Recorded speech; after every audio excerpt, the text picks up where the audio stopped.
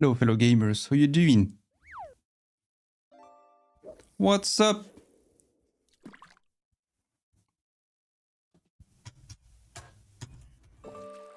Yosh. There we go. That's ready. This is an exciting day. We will have a good friend with us today. It's gonna be nice. And we're gonna look at some bangers and geek out about slots and stuff. Are you guys excited?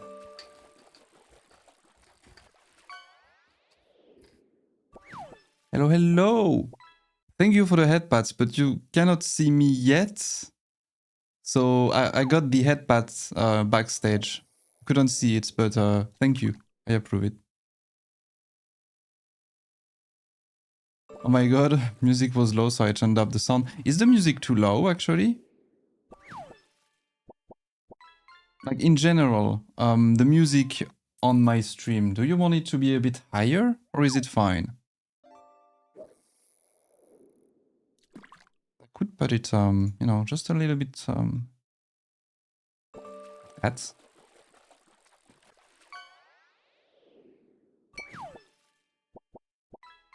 I got assaulted by ads the second I join, I cry, oops.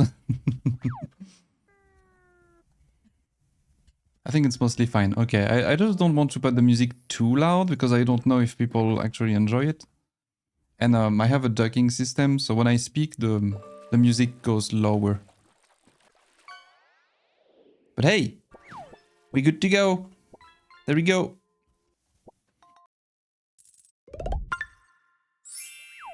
So welcome, fellow gamers. Welcome once again to an housing tour. I got my little coffee. I'm ready. Spaghetti, as we say. I just don't know yet where we will start exactly. Oh,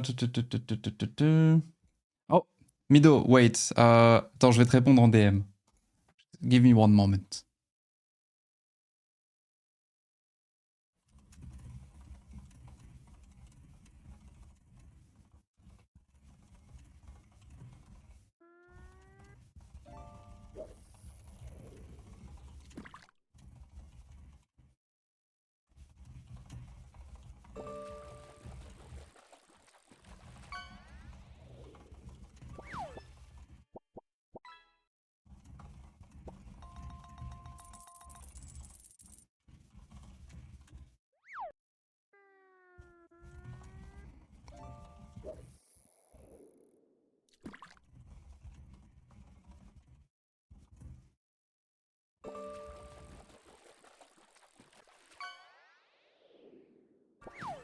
Alrighty.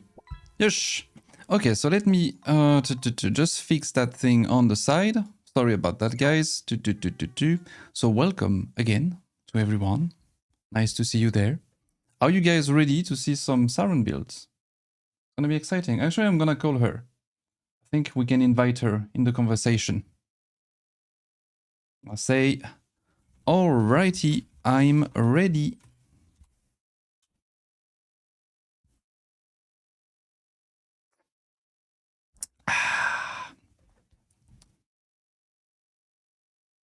Okay, so let me catch up with you, chat. Yeah, some streams get overpowered by the music for sure. Yeah, that's kind of what I want to avoid. Like, I want to have some background, but mostly for just when I don't speak. So, like, for example,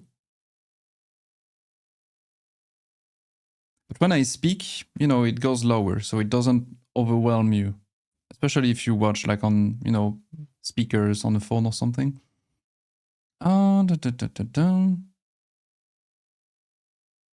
Housing stream, yes. Yes, indeed. Not just a housing stream, but we're gonna do a Saran special today.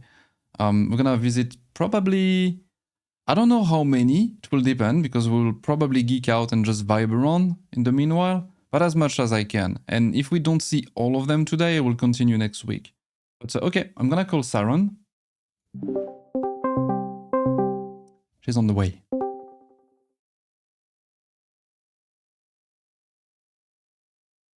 Hello? Hello. Hello, how you doing? I'm doing great. Nice. Thank you for joining today. Everybody say hi to Saran. She's with us. Hey guys. Hmm. What time is it for you at the moment? It's actually 11:35 a.m. for me over here. Oh, okay, that's cool. Okay, nice. So I, Yeah, I it's don't pretty early. I don't want for I don't know for how much time you want or can go, but it's basically as much as you want. Like if you need to leave in 30 minutes, it's fine. If you want to stay for the entire stream, it's fine. Just feel at home. You're welcome, and there is no pressure, so it's cool. Thanks a lot. I'm fine to go as long as we can actually, maybe a couple hours. It's my off day, so I'm pretty Nice. chill today. Yes. Monday of day is pretty cool. Yeah. You got the big It's weekend. pretty cool.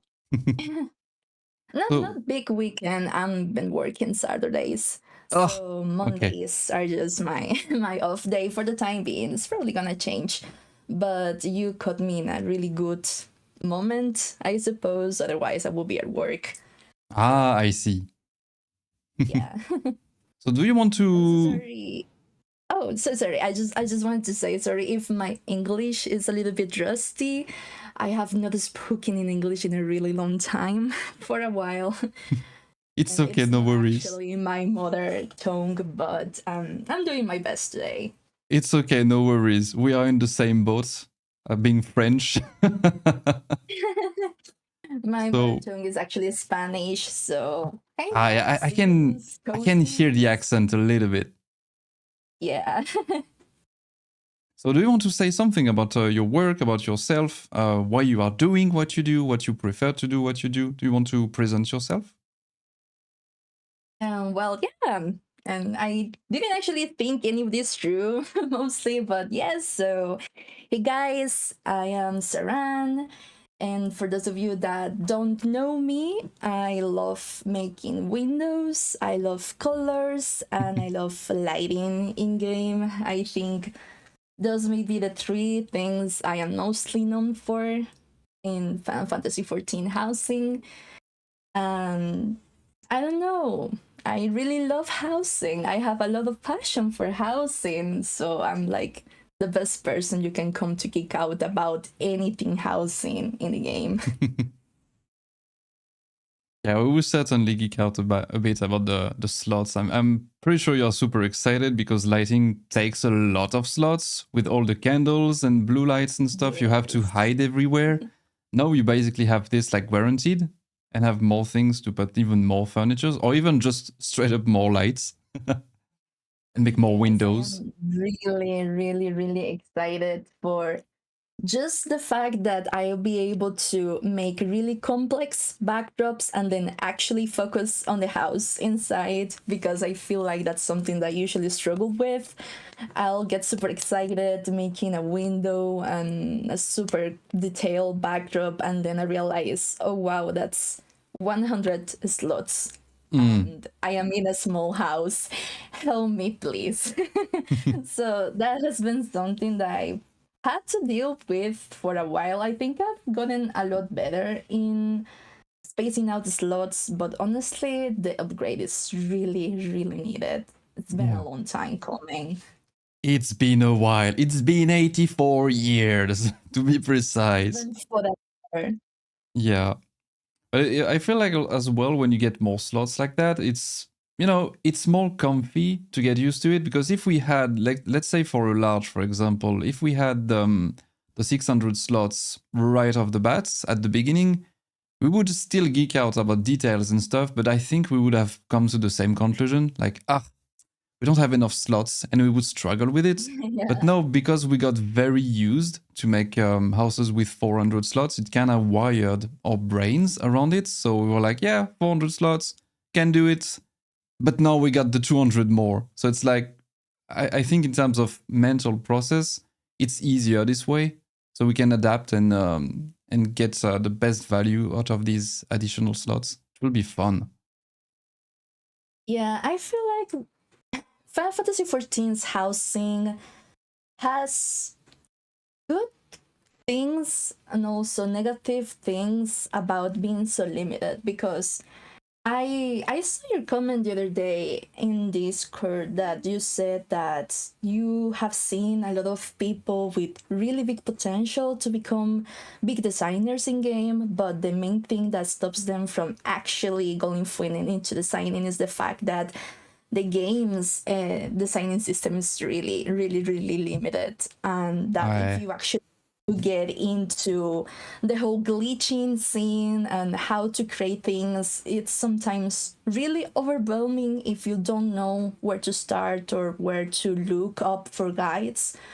So I feel like that's a really big downside of how limited the system is. However, if you're willing to face onto that beast and actually be like, you know what, I'm gonna learn one way or another, I'm going to learn how to decorate in here, that limitation pushes you to get really creative sometimes, like genuinely creative, to the point that you're like, how on earth did you come up with this idea?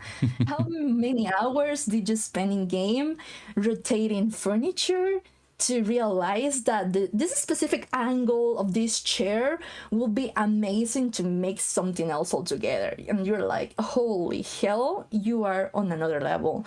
So I feel like that limitation oftentimes breeds a lot of creativity. So when we get a little bit more of working space, it feels like a lot. But at the same time, it's because we have been really limited from the get-go. So Yeah. that's the situation, I feel like. Housing Savage leaves. Yes, Kitty, it does. Treating housing design like a savage raid. This is also how I like to approach it. Like, it's weird, but when I'm looking at a house, I like to see it as a red wing. I'm like, okay, I need to find the mechanics. So like the boss would be the theme, you know, like you have a theme. You can impersonate that theme into like a boss. It's like, okay, it has mechanics. It has like patterns and stuff, and you need to adapt to it. And when you find your rotation, you beat the raid. That's like how I like to see houses. I know that's strange. But yeah, you got it, Kitty. The worst mechanic is when you are trying to make a wall-mounted item work, and you have like 5 different walls in proximization. Like, oh my god, oh my god, we need to find a way to make this work, because this wall-mounted item is gonna save me, but it's gonna stick to everything. That's one of the worst spots to be in. Yeah, it is so annoying. I get it. Like when you try to just put a light somewhere and it just go hee hee poof. It just snaps 3 meters to the left, and then you move it differently. You have to find the perfect angle. Because like wall-mounted items, they are super easy to float. You just put a partition, boom, boom, there you go, it's done. But then it tends to move everywhere. So yeah. Yes. Housing definitely gets more complex than some ultimate. Yeah. Sorry, I just want to add, there is a tweet Rem did a really long time ago. We're talking about that 2 years ago or somewhere around the timeline, that has lived rent-free in my head ever since he said it. Because back then we were already talking about item increase, and he said that if people thought housing designers like us, like people that actually focus a lot on glitching and detail, we're gonna make bigger designs once the item slot hit the game, that they were wrong. We were just gonna make more complex designs. And I'm like, you know what, Ram, you were actually so right about that, because I don't think I'm gonna make specifically bigger designs, but probably brighter designs. Yes. So much lighting in them. And I don't think if we're ever gonna have enough slots to genuinely make a big enough design. Because I feel like that the inside of the houses, like the vanilla structure, it's way too big always, just for the amount of items that we can place down. It's also very tall.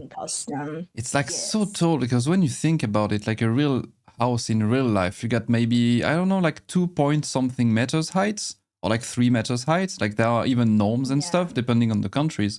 But like, you don't have that much space above your head in houses, except if you live in a goddamn manor. Then okay, sorry. Yeah. But and in houses in game, you enter and it's like, wow, okay, I got like 7 meters above my head somehow. So what do you do with that? It's like, eh. So you always tend to just lower the ceiling. This is why I'll always make like very low ceiling. Hello, the button. How you doing? Welcome, welcome. And hello, Wakiki. Welcome, guys. We're gonna geek about the slots and stuff and visit a bunch of very cool places. But the cool thing is, I feel with the additional slots, every designer will basically just put what they do the best on steroid. So like Denny, for example, she will make more windows, bigger windows. You gonna put more lights. I'm gonna put more slots into my ceilings.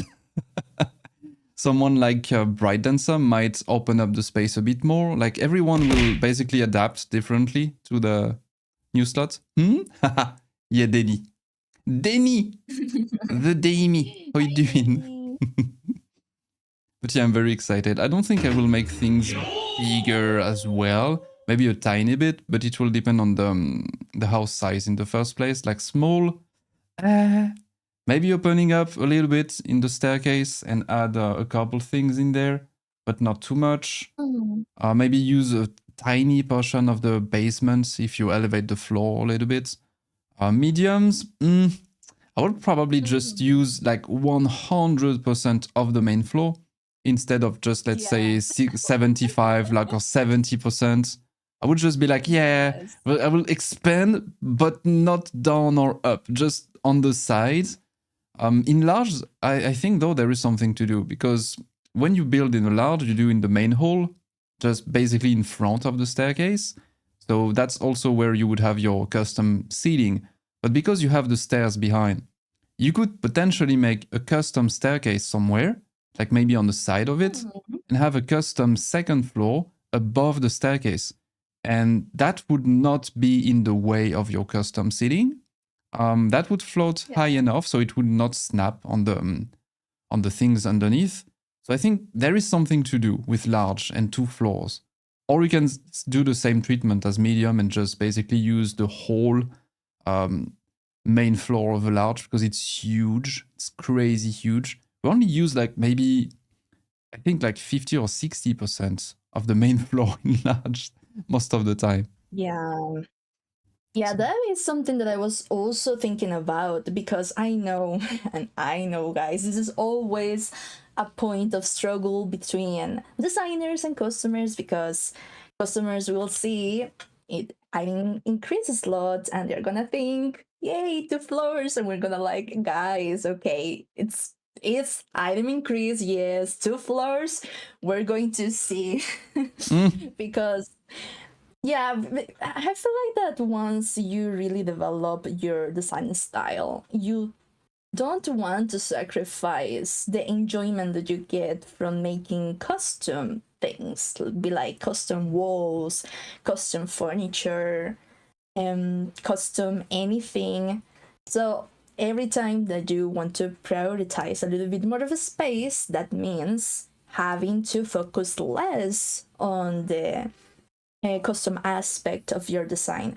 But I was thinking that as long as the small stays as it is, because I'm not sure when we're going to get the update when you can turn your small into a large interior. Yeah. But as long as it keeps being the way that it is right now, I feel like there is a chance for you to actually use part of the basement with 100 extra item slots. It depends on the style, but I feel that it may be a little bit more doable than before. And with largest, yes, I also agree that you can make a second fake floor for it or just use more of the floor plan around. But mediums are, oh my god, mediums are the vein of my existence. Like mediums layout, it's always a struggle to make something work with them. So that's the hardest one where I cannot see that it being easier either using the top floor or the basement for multi-floor designs, it's always just hard because of the way that it is designed. The layout is so weird. Yeah, the staircase can be annoying. Also, hello Twilight, how you doing? Welcome, welcome. I'm doing good today. How about you? But yeah, in mediums, I kind of feel the same. I'm like, the two staircase on both sides, it's a bit annoying.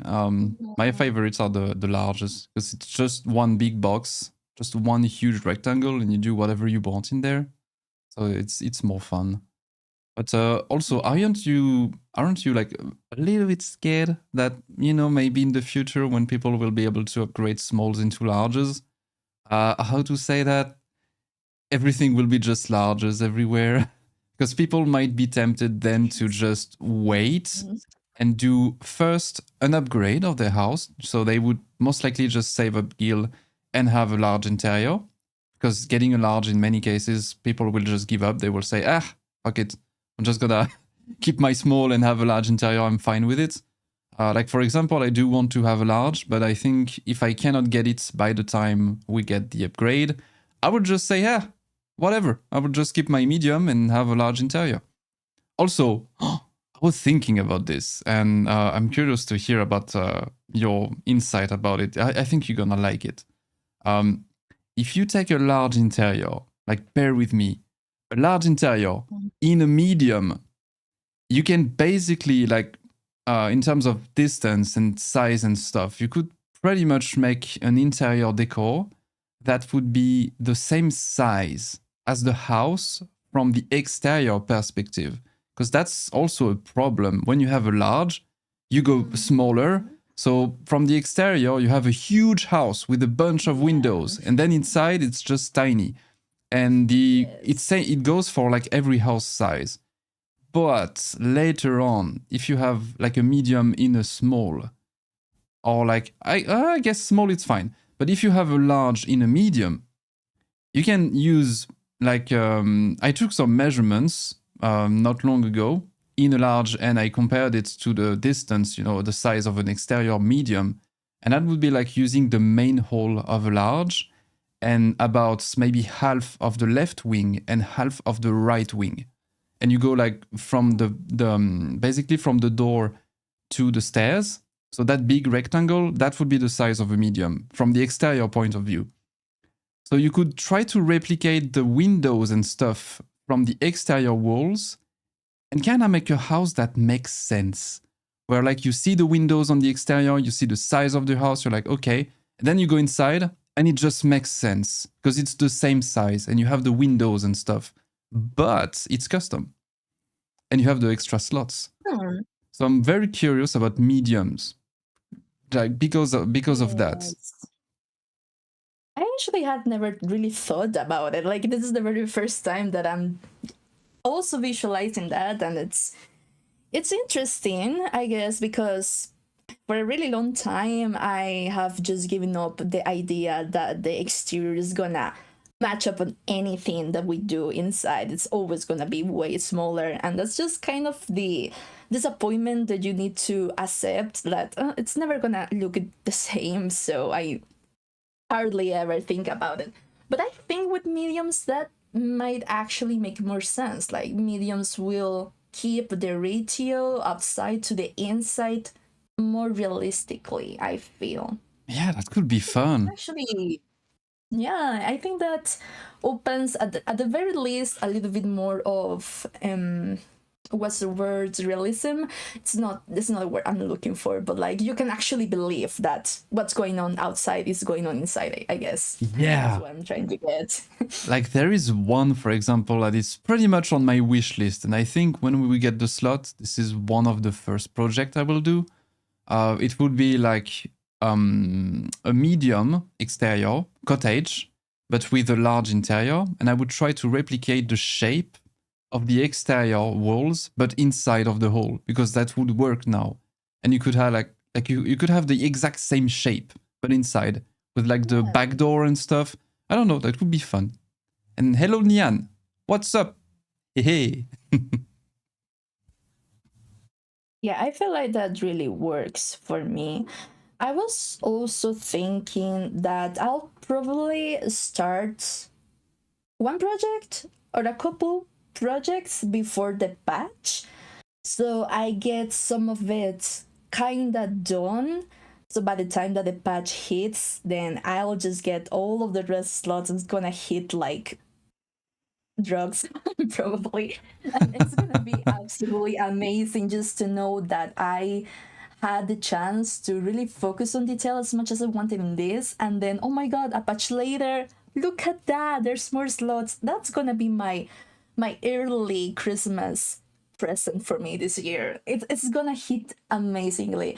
I have also, like, before the live stream, I was already started a project, the one that I posted not too long ago in my Twitter, the modern build. I'm making a modern build for once, and it's actually going good that I can see, because I have always struggled with modern builds. But yes, I started that, and then we got the announcement. I was like, oh my god, look, I can just focus on giving the extra details to this, and then a month later I'm gonna have an extra 150 slots for this, and I'm over the moon with that right now. So that's probably the first project I'm gonna finish and then post with the added extra slots, and then the other ones, and it's gonna be so great. I'm so excited for that. It's gonna be nice. How many customers ask you back to upgrade their current designs? Strat, I had... it's a bit hard because it happened kind of over the month. Like, I got a bunch of DMs back then a bit later, then a bit later, then a bit later. I think it's about 50. At least, like, somewhere around 50 people reached out. So, yeah, upgrades, I don't think I will do them. Or, like, just a few. I will probably, like, upgrade my... you know, the few like pre-mates that I know work very well, because it means a bunch of people have them. So it's just one house that you do, and it benefits like a bunch of people behind. While all the private ones, it's cool. I would love to upgrade some of them, but not all of them. I will probably just focus on like friends' houses, my houses, or like people I've very, very much enjoyed working for, or like, yeah, straight up just friends. And then I will focus on like the pre-mates that I know many people use. And then after that, I will probably just focus on new ones, to be honest. I think it's more fun. But talking about houses, should we get going? Because I'm still on my menu, I realize. Yeah. And you guys want to see some pretty houses, so we're gonna show you some pretty houses. So might as well just go there, actually. Let me see. I have your tweets on the side. You have a bunch of plots in GP. You got a few ones as well in NA. I'm just looking at the addresses. So GP, NA. We can start over in NA if you want. And then maybe we can move to GP after. Yeah, I don't mind really. Like, I'll probably comment on anything about each house. And there are a few that you have visited before as well. So I was assuming that you were probably gonna skip over them, or no, or... Let me see. There is one I do... I recognize this one. I recognize this one and this one. I think there are 3 I've seen. Yes, oh, no, there is... Okay. Visited my Richer Wave, you visited Pequeño Atardecer. You have visited, I think... You have visited Technicolor, because you asked me you wanted to see a really strange Saran design that I did, but worked really well. So you've seen at the very least 3 of them all. So yeah, you can start anywhere that you feel like. Alrighty. Move around. I'm just give me one little instant. I need to put this up. Alrighty, and so I guess we can start with. Also, we can do a fun little game. So guys in chat as well can participate. When we will look at these builds, if we find something that we don't know what it is, don't tell us right away. Let us struggle a bit. We're gonna try to find, and if we can find, then it's gonna be 1 point for us, 0 for you, and vice versa. I'm gonna try to guess things. There is one item actually I saw in it was not technicolor, it was like more of an industrial one. I was looking at the light at the ceiling, and okay, so it was retro wave. Yeah, okay, it was this one, Yeah, retro wave. retro wave. And there was like how to say, like a piece of like a barbecue thing in the ceiling. Yes. I was like, wait, there is a steak in the ceiling. Yes, that's the indoor grill, the hunter's indoor grill. And I was at it with the Monster Hunter patchy thingy. And I love the actual light from that grill. And I know it's a steak there, but we're going to ignore the steak and the ceiling and just focus on the pretty light. Okay, so it's this one. Yeah, okay. I think we can start with the one called Kalma. I think it's the Japanese one. Yeah. It might be, yeah, with the paper partitions and stuff. Yeah, okay, that one. So guys, if you want to join, that's an oldie, but that's a goldie. Yes. An oldie but a goodie. I'm gonna swap my scene. There we go. Yes. Okay, guys, if you want to join, we're gonna visit this one first. There you go. You can see the address here. And I need to pick up my alt, which I left. I don't remember where again. Ugh. I'm gonna try to not get lost too much. I hope. Where is my alt?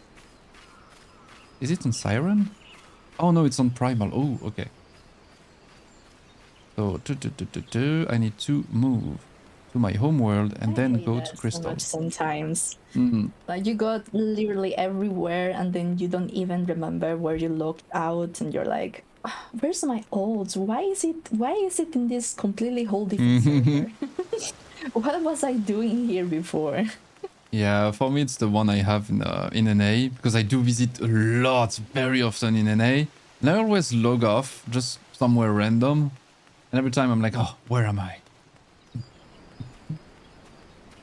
You made so many in GP actually, I realize. Tomberry.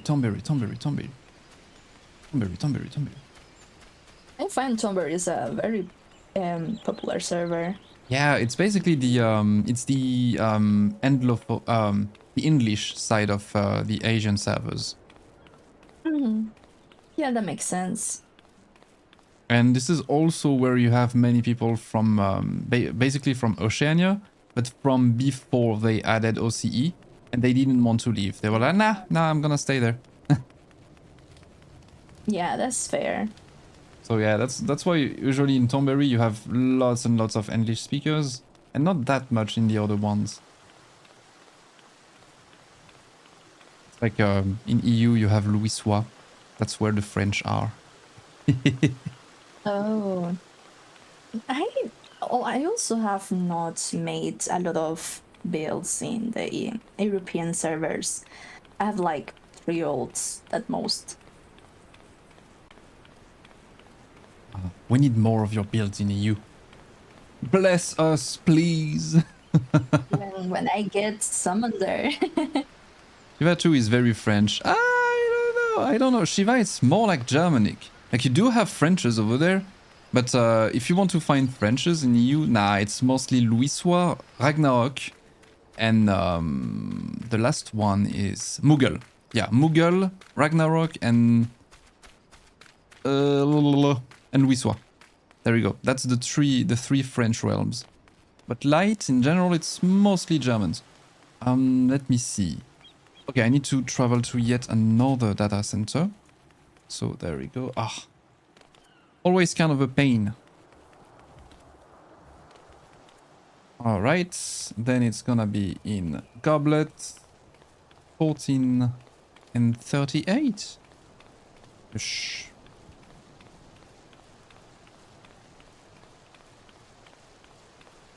I only know French people from Shiva, so okay. Yeah, there are a couple. Sometimes. I know a Swede, but they play on NA. Yeah, sometimes people do that. I don't know how they deal with the ping and stuff. Like I had a friend on the EU servers who was from NA, but he was playing on EU. Couldn't do that. Like the ping is terrible. I guess it's fine if you don't really do much content and mostly play the game for, you know, the social aspects and stuff. Like maybe you just do housing or you just G-pose. You just play The Sims, but in this game, then it's fine. But if you actually fight stuff, ugh, good luck. If I find a way to spoof it or work around the ping. I mean, there is something you can do around the ping, but hey. Illegal. This is illegal. About that. We do not talk about the no-nos. I mean, just a few no-nos that we know are approved. But the other no-nos, we keep them no-nos.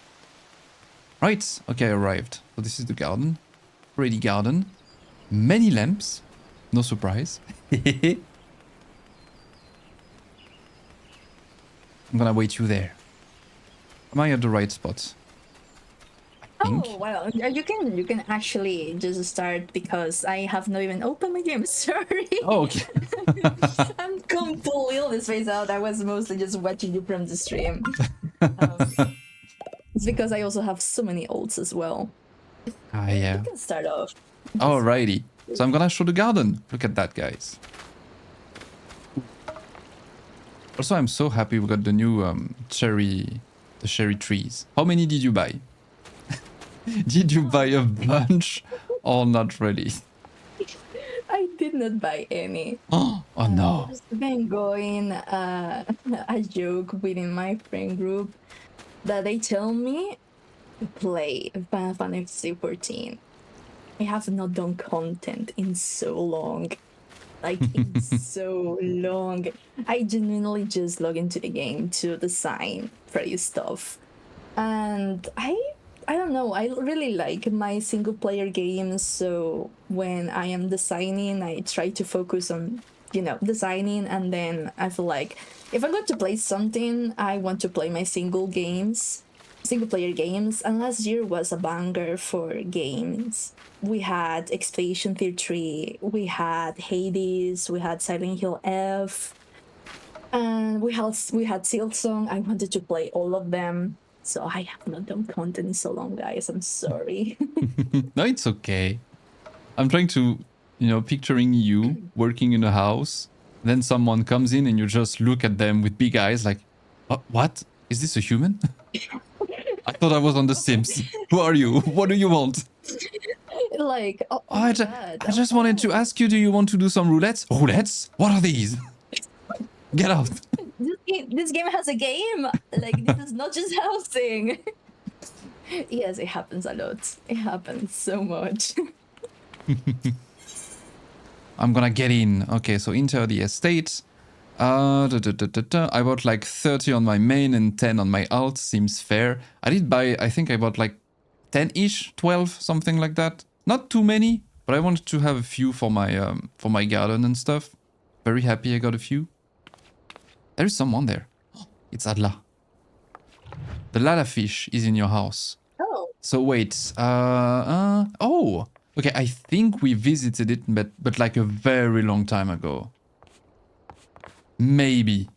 So I'm happy to be there because it's such a good one. I love black and gold, as you may have maybe guessed. So I love the builds that are very dark, with a lot of yellow light and gold. That's my jam. You know, I would live in that in real life. Just dark wood, dark yellow, gold, black walls and stuff. I'm okay. the big bunny. Oh, the big bunny. Yeah, the big bunny. Ping is there. What are you doing? So yeah, Adla is there as well. This is all Lala fish. So this little guy is only happy if we have a bathtub in the house. Otherwise, he will not be happy. Then I made them incredibly happy right now. Yeah, he is always with us during the tours. The Lala fish. I got so many because Ulda is my AFK spot, but I also sold a lot already. Could you just basically AFK during the event and you come back like 3 hours later and oh, I can buy 50 trees. Oh no, you need to do the emotes. Never mind. Such nice lighting. Kit Kat! What's up, Kit Kat? Yeah! The good lighting, because this is Saran. Look at that. I like that wall that you've done with the on the exterior, just right there. You can't see from here that it's actually just bookcases, so you don't see the top side. So it kind of looks like a very thin fence, and I think the illusion is pretty good. And also you This was used around the time that I really wanted to make an exterior that felt realistic. So there was a time that this was kind of really popular. I don't remember when I made this build, like 2022, I think, more or less. And this was kind of after I made my first Spanish house. And I wanted to make a ceiling that you can feel was, the sky, because that's something that I always struggle with. Like, you make a really nice exterior, but then you look up and then you see the ceiling of the house. Back yeah. then, before the lighting update that we had, and these lights that you see reflected there were more spaced out. Like the lighting effect was different. So it was a little bit more believable that you were actually seeing the sky and not just something covering the actual ceiling of the house. That was a thing that I focused for a really long time. I wanted the exterior to genuinely feel like you were looking outside, not just the folks Phasmascape and make believe. So this is one of my earlier steps into lighting, I feel. Oh, a baby Saran build. Exciting. Yes, baby Saran Bill. my baby builds are so bad. But I love that. I feel like a good way to just deal with the fake sky in houses is to not do it. I usually just try to find a way to hide it. So like I would try to make the view very tall, and that's kind of what you've done here actually with the the ceiling just right there, like the slanted bits, kind of like a patio. So when you look from here, it kind of hides the top, but it's still open, so it suggests that you can see the sky. But except if you actually go there and look up, you don't see it naturally. And I think that's, what I prefer to do most of the time. I just like, I'm just gonna keep not too much space between like that section and that section, and then we'll keep it down so it naturally hides the fake ceiling. And here, I guess, when you look here, even if you tilt your camera up a bit, you still don't see the ceiling, so it's pretty well hidden. Yeah, I So kind of wait, gave up into doing the sky like that because it's also really item slot consuming. let me see. What did you use? Looks like a. Wait, are these puddings? Yes. What the fuck? Wait. Oh, there we go. I just went through the floors. Let me just go down. Oh, okay. No, it's the pudding table. Wait, is it supposed to be pudding or is it just? It looks like pudding. I'm just gonna call it the pudding table. Okay. Yeah, I think it's pudding. It makes sounds. Squishy sounds. Hup, hup, ugh, ugh. Oof, it was nearly a bingo. Oh, also, yeah, we're still gonna do the bingo, guys. It is still happening. I love seeing how designers build exteriors and add more details. Yeah. Look at that. I'm just gonna put my camera like this so you can look even better. I'm gonna pull the bingo.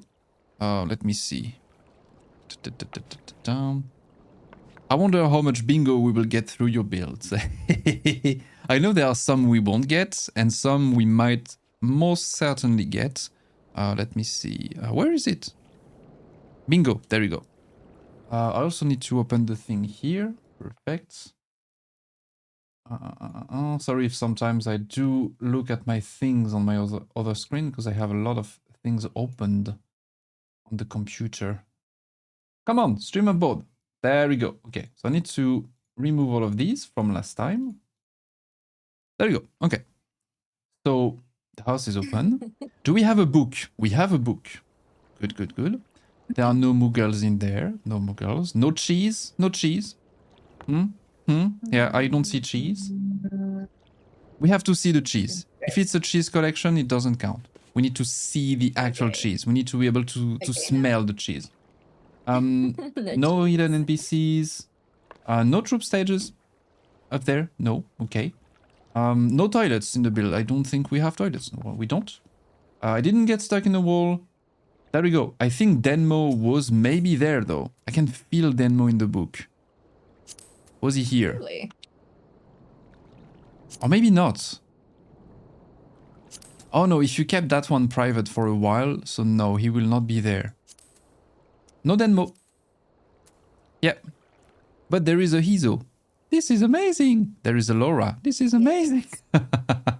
They came a while back to check out my stuff. The very first time that they actually started their streaming Housing Talk, I was the first one that they invited, so they Yeah, I came to remember. see. Yeah, they came to see one of my older builds, and this was one of them. So they have him around. That was very nice, actually, to have you in the podcast with Izo back then. Izo, if you are there, please, more streaming, twice a week at least, minimum, thrice. You're gonna make him work overtime. I do. I mean, there too. So twice the work. Also, Rem, when are you doing it again as well? I really loved it back then when you did the Creative Mind podcast. For me, a small story. My how to say, my light bulb moment was when Wenzel was on the Creative Mind podcast with Rem. Yeah. I remember every word he said, and I was like, oh, wait, I can see now. He keeps streaming when Laura is at work. Is still out there. Man, we miss you so much. We miss you so much, Vansel. Like, I miss my onk. I miss my onk, like, genuinely, so much. Yeah. I miss Peach as well. I know, Peach. Oh my god, there are so many designers that are going to live forever in my heart, and I miss them so much, guys. Iso streamed on Saturday, but you must have still be in bed. Oh! Morgans too. Yeah, but he's around. He's around. At least Morgans, when we poke him, we see that little cute picture of his dog popping out in chat. He will respawn. He's there. It's just not building very often, but he's around. It's just chilling. But let's see. If we try to break down the build a little bit, I'm pretty sure you would have used would you have used the Relon style partition back then if we had these in this build? The what partition, sorry? The rail and style partitions. I'm not sure. Because I made this build, this was actually really inspired by Ririko. And back then, I think that she posted something similar with these walls, but it was in an apartment. I saw that and was like, oh my god, that's beautiful. Like, genuinely, absolutely beautiful. I really liked the way that she had used these Gale partitions in specific. So I wanted to make something with a similar look. So I don't know, probably, but this was really a high product that I saw something Ririko did and was absolutely awestruck by it. And as I said, guys, I'm genuinely your biggest fans, like all designers' biggest fans. Who's your biggest fan? Saran. I am. I've seen all of you guys first than anybody else. I'm your biggest fan. That's a lot of my inspiration. Ririko mentioned.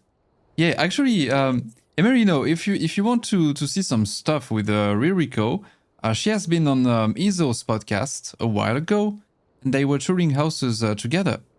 So sometimes he did join us on some housing tours, and I believe when Izo was streaming with Alora and Ririko, they've been to some of her builds, but most of them are in the Korean servers, unfortunately.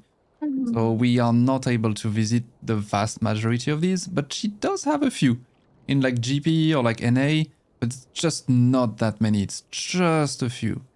Makes me sad though. Like there are so many good designers in Korea on Korean servers, and we have no means to, you know, visit each other's and stuff. Like there is this guy. Yeah. I know his picture. I can recognize his profile if I see it. I just don't. I cannot pronounce the name because it's in Korean. Duh. But like there is a guy on Twitter. We've been following each other's since like a couple years now. And every time I see his build, I'm like, oh, that's so fucking good. And I just repost it, and he would repost mine, and we have like that sort of, you know, internet bromance going on. But we can never, we can't communicate, and we can't visit each other's. And I find it so fucking sad. I'm like, ugh. Like one day, I did try to translate something, and I sent him a message like, hey, can I visit some of your stuff? And he was like, I'm on the Korean servers, you can't. And I cannot, yeah. Forbidden love. Yeah, we have been denied by Yoshipi. I That makes me know. sad. That's why I was so happy when Ririko joined us and made alts and stuff, and was even here for like the Golden Goobs and stuff like that, because usually she isn't. She's more like on the Korean servers. That's great to see.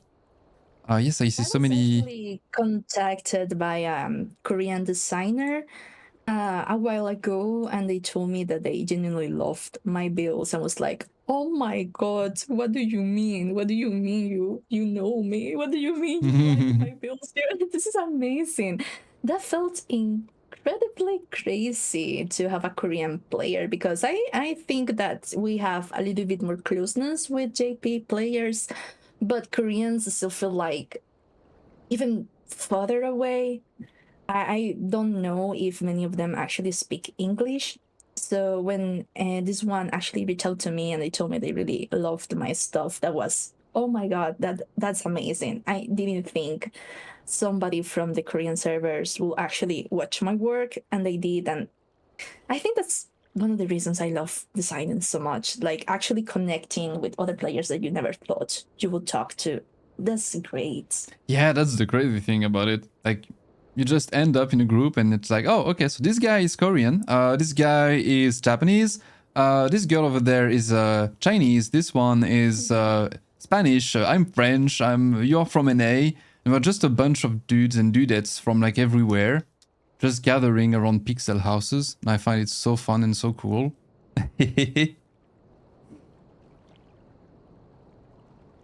United in housing, guys. Yes, we need to do another Golden Goop again. When Eve did Nerds. that, oh my god, that was one of the greatest moments in housing community. That was so nice. And we need to do more stuff like that. Yeah, I don't know if she's gonna do another one this year, because she does have a bunch of things going on, real life, focusing on her business and stuff. But maybe we can still do one. But who will be who will volunteer to host? That's gonna be a big one. We need to get together and figure something out. I would vote for Tige. I think he would be a good host. I need to get better at using the auto-translate in game. I have a hard time finding the things I need in, and it takes forever. The auto-translate in game is a bit annoying. Usually what I do, little tip, keep ChatGPT on the side.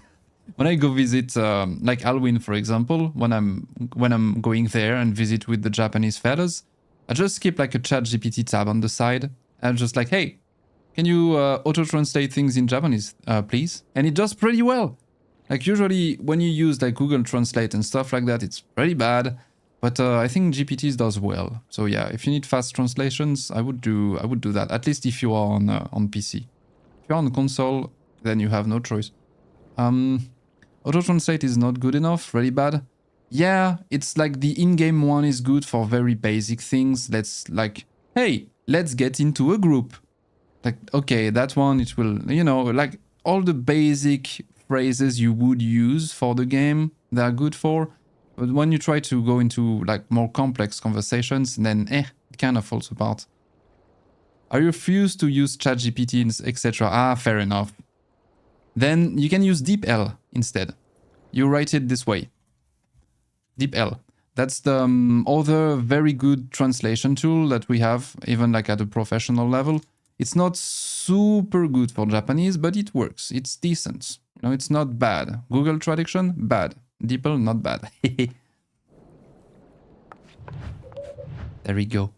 Also, I need to make sure I write something in the book before I forget. I probably already wrote something if I went there back in the day. Let me see. Oh, I see Masaya Men in your book. Highest quality. Masaya is very cool. I think I'm not in your book. Oh, I'm not. Okay. Oh Unacceptable. Unacceptable. I'm gonna say so fresh and cool. There we go. Yay! So yes, I mean to use it at least to be able to communicate in duties and such. Yeah. I would like a big meetup with a lot of housing designers doing hide and seek. That could be fun. You have like a huge mansion and you like you do a hide and seek, or like in Gridania or something. One thing I wanted to do someday, I don't know how possible it would be to do like a giga stream. So like Eve, Izo, me, Mido, Denmo, so all the housing nerds streaming housing stuff, and we do a stream together session, all of us at the same time, and we try to have as many decorators with us as possible. Oh, that's gonna break everything. That's gonna be amazing. And we basically break the whole thing. And thank you for the sub. Hey Didi! Didi Mogi. Didi le vrai. Comment ça va, my French friend? But there we go. So that was the Japanese one. Which one can we go see next? Let me see. I'm gonna watch this on the side. We might go back to maybe one or two builds we already visited, just because you are with us, so we can peek into your brain. While last time we were struggling, like we might go back to Technicolor because this one is just crazy. Okay. We can go to this one is in Balmung. I don't know if it's gonna be open. Oh, it's Dorado. Wait, Dorado. It's so this one. Okay. I can check really quick if Balmung is like not so congested right now. Because as long as you are in Crystal with an old, you should be able to travel to Balmung. Ah, yeah, right. Yeah. I'm gonna Good tell call. you in 1 second if you can actually go there because it's Monday. I don't think it's peak hour for Balmung right now. The RP session is not on yet. They are still asleep, guys. This is the moment. Quick. Work. It's a work day, first day of the week. It's not during the night. I think we may be safe. We're gonna try. I changed how I talk in Alwyn's chat. It's tricky, but long sentences with many phrases break the chat translator. Yeah, this is also a good point. In Japanese, when you translate something, the longer your phrase is, the more broken it will be. So it's better to just stick with very simple, short sentences. Japanese is weird, but it's so pretty. Extreme read progression. Yes, that's what they do over there. Let's try Balmung. The word is experiencing congestions. Oh my god. Crap. It's unbelievable. It's Monday. It's not even nighttime. It's an NA server. People get out.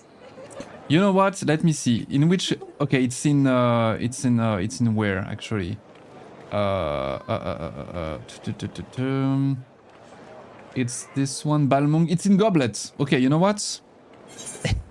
I have an alt, and it's from Ulda, so I can still go there. I'm gonna cheat.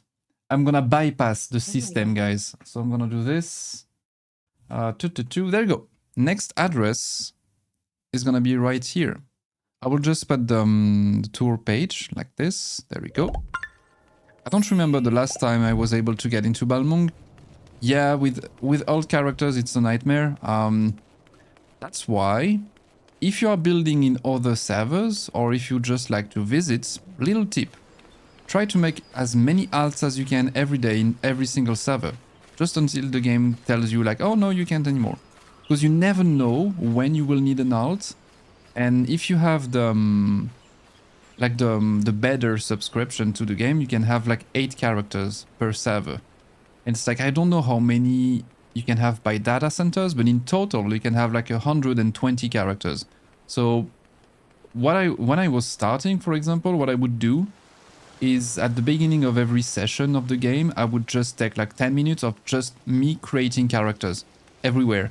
Just until the game was telling me like, oh, you created too many characters today, please stop. And then you would have like a 24 hours timer. And then the next day I would do it again and again. And if the server was congested, I was just keeping an eye on it. I would write it like on a piece of paper on my desk, and I would try the next day and the next day. So this is how I could get alts in every single server, including Balmung. And this is good because in many of these servers I never did anything. I never worked over there. I just made the character and I logged off. But tomorrow, if someone hits me with a good ID and is like, hey, I got the golden commission, the thing you were waiting for. It's a free reign, it's a large, best spot in the game, I want to focus on light and stuff. Like, imagine tomorrow someone comes to you and gives you basically the pitch of the perfect thing. The thing you're like, oh, I want to do this so bad. And then they tell you, oh, I'm on mana. It's congested. Good luck. You're like, oh! So yeah. Are you saying you have 120 Nokos running around? Yes, if you go on the lodestone and type Nokoda, you will loth. Though not on all my characters are named Nokoda, because back then I didn't know you could have the same name for characters. So I named a bunch differently, but there are still many Nokodas around. You can see my clone army if you look for it. I need to go there, so Ulda. And then I just need to run outside. I'm gonna share my pain with you guys and I'm gonna show you what I'm doing. Also, oh, wait, I need to show to the chat. Okay, guys. Who of you has never seen the Balmung shenanigans? Who wants to see? No. Do you guys want to know why this is a meme? Okay, so one guy in chat says, in quotes, turns into vengeful spirits to haunt Keiko. Ooh, give me that stick. What? What? See the red text over there, guys? It's in the map chat. People are RPing in the map chat. C'est super bien. Okay, look at that. Look at all these peoples, guys. Look at that. Like, this guy is RP walking with a fedora. Look at him. He's on a mission. He's going somewhere. He's looking for someone. I'm gonna show you the hub. Then we're gonna skedaddle and actually go to the house. But first, I just want to see you, to show you that. Look at that. There is nobody here in other servers, but here, it's loaded with people. More RP in the map chat over there. I'm gonna blur it because some things is not very religious, sort of speak. Look at that. There is literally the crowd noise in the Adventurers Guild. Like the freaking Limsa crowd noise is there. It's so creepy. RP walking around. Wait, is Dorwedge there? I want to see if Dorwedge is there. There is a Lalafell in Balmung. He's named Dorwedge and he's always just sitting next to a door to keep it open. I don't think he's there. No, usually he's next to this door right here. Would be just right here and he would sit there. But yeah, okay, there you go.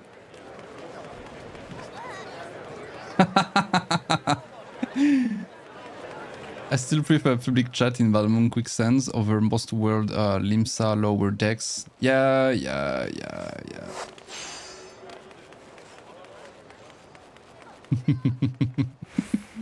Oh god. I'm feeling very unsafe right now. I'm in the zone. Feel. Yeah. You should get out. Oh no, there are naked people running around. Oh god. Okay, I'm gonna go there. I'm going away. I must flee. At least people are glamorous over there. That's the best thing I have heard. Door wedge. Yes. One of the best NPC player around. There is also like literally a guy straight up called like Jesus or something. Jesus of something. And it's like a Rogadim dressed as Jesus.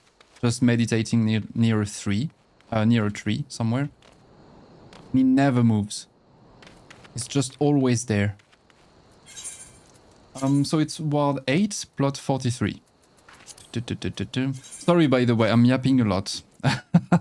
But I promise I'm on the way. Don't worry, I am a big japper. I'm trying to restrain myself. Otherwise, we're not going to get houses visited. That is straight. See that, guys? She's using 1% of her true power. Yes. 43, it's gonna be this one. Yeah, okay. You should not get me talking about housing. I'm not going to shut up. I'm not going to shut up. So that's the large, just right there. I'm so happy I was able to come here with my alts. So we can still visit it. So yeah, sorry guys if you wanted to join us. Except if you have a character from Crystal. Actually from that data center, you might not be able to come. But the next ones will pretty much all be on Tombury though. So that will be easier to come. So what path am I following? I got lost. I don't know. I have never seen this part of the goblet. I have no idea. I was like, where are you coming from? I did a little detour.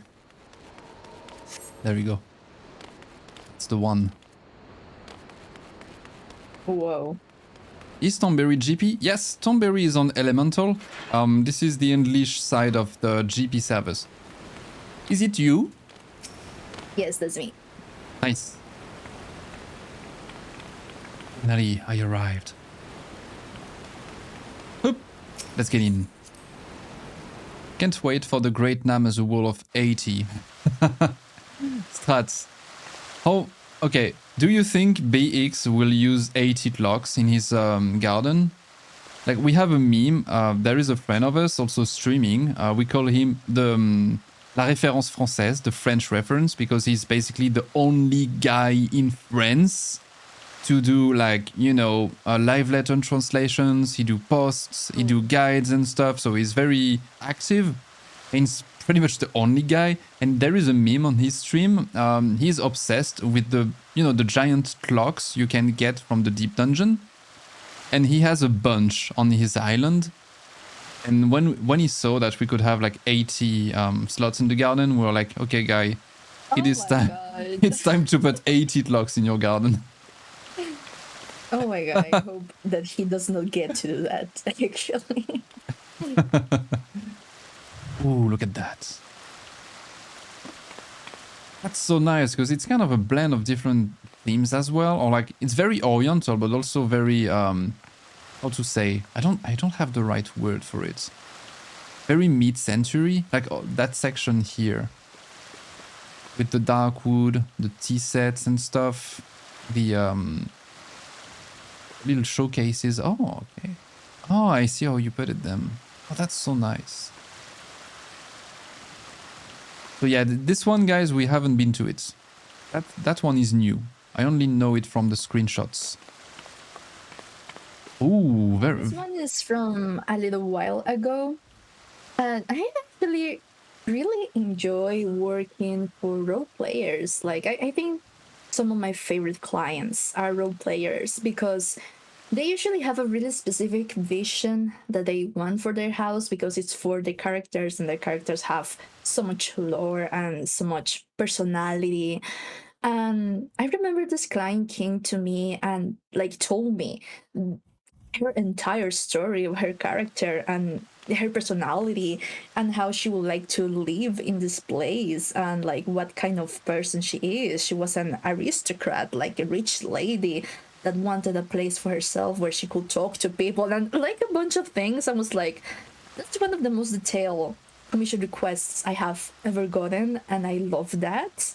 And it really helped me to immerse and create a place that I felt would really fit that character. And this was the result. That's very cool. I feel like RP people, not the ERP one, guys. Chat, I see you. I know what you're gonna say. No, not these ones. Talking about the RP people who do serious stuff. They are very often the best clients, I feel, because they have a story and stuff, and they are very focused on aesthetic and cohesion. They would be like, yeah, so my character, you know, it's an aristocrat. He likes that type of stuff. He's from Ishgard, blah blah blah. They would have like a whole backstory, and that can give you so much informational data for when you decorate. You can use that story to basically enhance the theme you want to go for, or maybe twist it to make it match the character. So I feel like very often when we build stuff, it's super fun to do it for like RP people, thanks to that. And G-posers as well. Like RP people and G-posers, best clients. They always have very good tastes, and they want very specific things, and they are very precise. But they also, you know, they know how things go, so they give us enough space and enough freedom as well.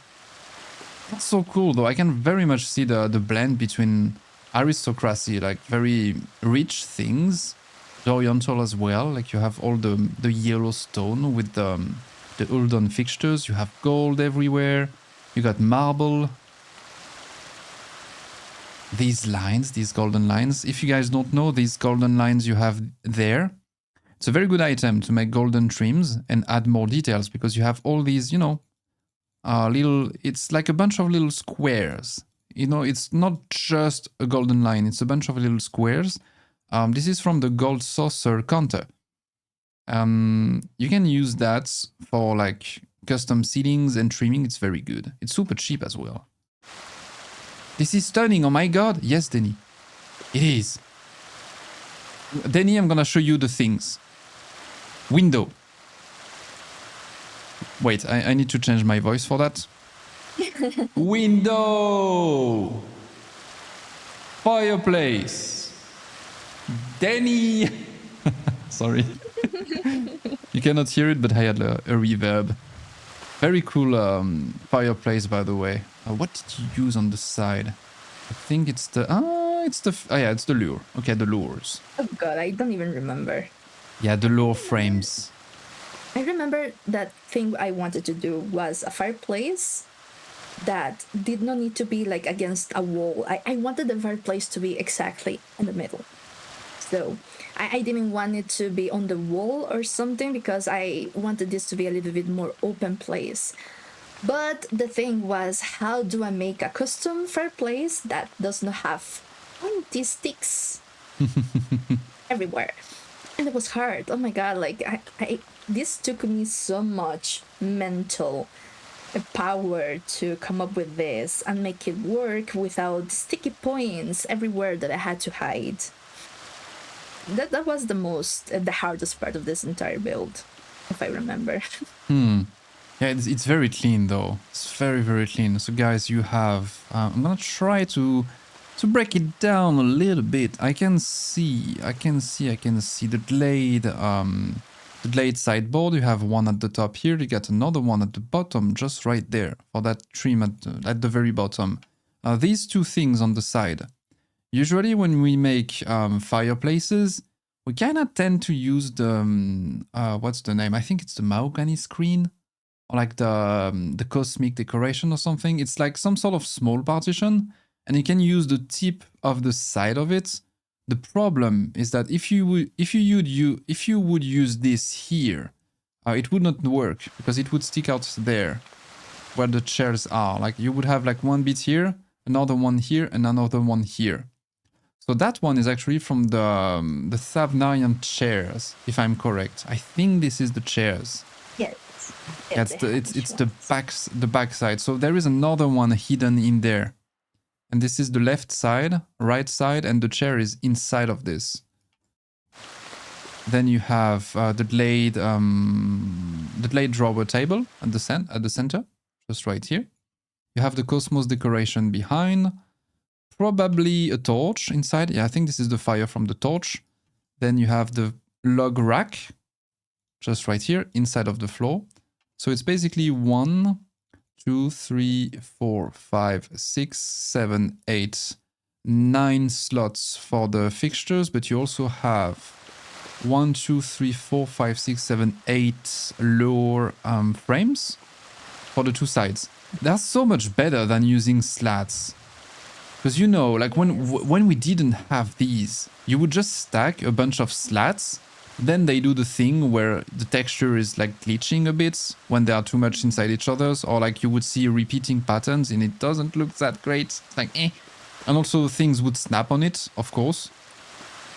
So the lure box. Why it's like I really needed this to be as like small as possible because the slat will just pick up. Like on the other side, it's like no, I cannot use them. Clearly a gas fireplace. It's the main thing I appreciate from this build.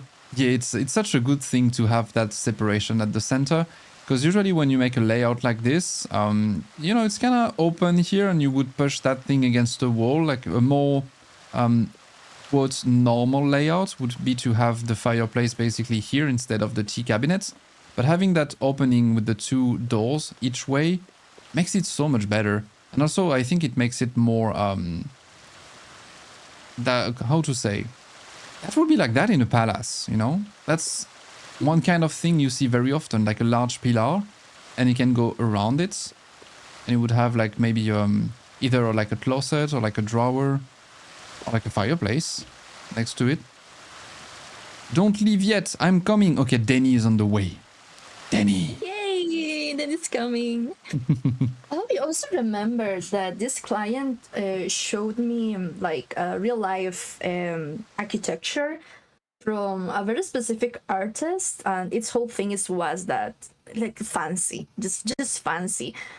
The feeling that I got is that once you stepped in here, you really felt you were like in some sort of mansion, like that everything that was put into place was rich and lush and like they were not shy to have spent so much in the details of the house, and they were really focused on that. Like you want this to feel royal, like we spend a lot of time focusing on the little details. So it's like I need to make something that will draw the attention. And I felt like the fireplace was the thing that I wanted it to work really well. For this to be the first thing that you see when you step in, like, whoa, that's a really big and custom fireplace. That's what I wanted to recreate from the references they gave me. But yeah, that's also why I think LP people are the best for like housing comps, because they have an eye for, like, they don't necessarily decorate themselves, but they know what a detailed and nice decoration is. It's kind of like food critics, you know? Like we are the chefs, we do the food, and they know how good food should be, but they don't necessarily cook. So they are the food critics of housing. Yeah, actually. I feel like that I had to live up to that ideal. Such a cool window here. The styles that I feel like I would love to recreate with the housing update, because if I could put a lot more detail into the walls and furniture, I will, because like I still feel like I didn't make enough detail, and there's a lot of limitations. I couldn't make everything custom. Saran be like looking at a wall. There are 30 slots on this wall. This is not enough. That's me. What did you use actually for the seating? Is this the plotting table? Nah. No, wait, never mind. It's not. What is this? With the little arches. I cannot find what this is. Table. Ah. Oh, yeah. Okay, I can see it now. Yeah, okay. So that's the thing Denny uses for like windows very often actually on the sides. But she doesn't use the back side. She uses like only the side here. Oh, okay. I kind of like, yeah, I actually started using this the very first time that I made a house for Danny. I used the table like that for the ceiling, because before we even had the rip bolts, I've been dying for Yoshi to give us just arcs. Arcs, we need more arcs, guys. Like, you have no idea. And Yeah. the bolt rip, I just sent so much that you cannot dye it, that it's just white. Like, no, we need more arcs. We need them to be dyeable, and we need more of it. I will have loved to give those arcs to the NS build before. So this is the second best thing that I came up with, was the bottom part of the Charlion table. Yeah, curves are a little bit hard to achieve. Like, you don't have many items you can use. It's like slanted stuff as well.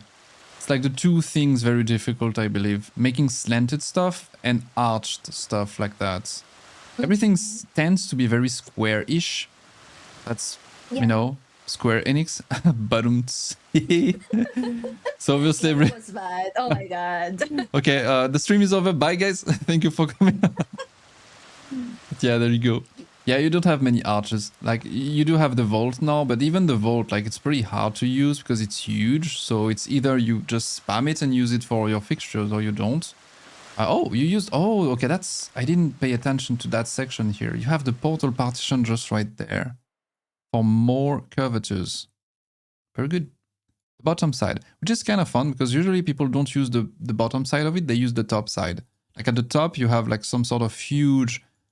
good looking wooden beam with like two different textures, but the bottom side you have that thing here.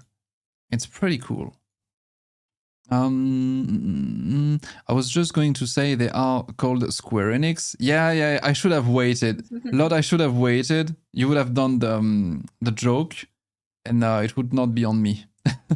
Sir, disrespectful. But yeah, you are allowed to stay. Because we made the same bad joke. Danny's there. Danny. Yes, and he's here. He's inspecting, looking at the wall.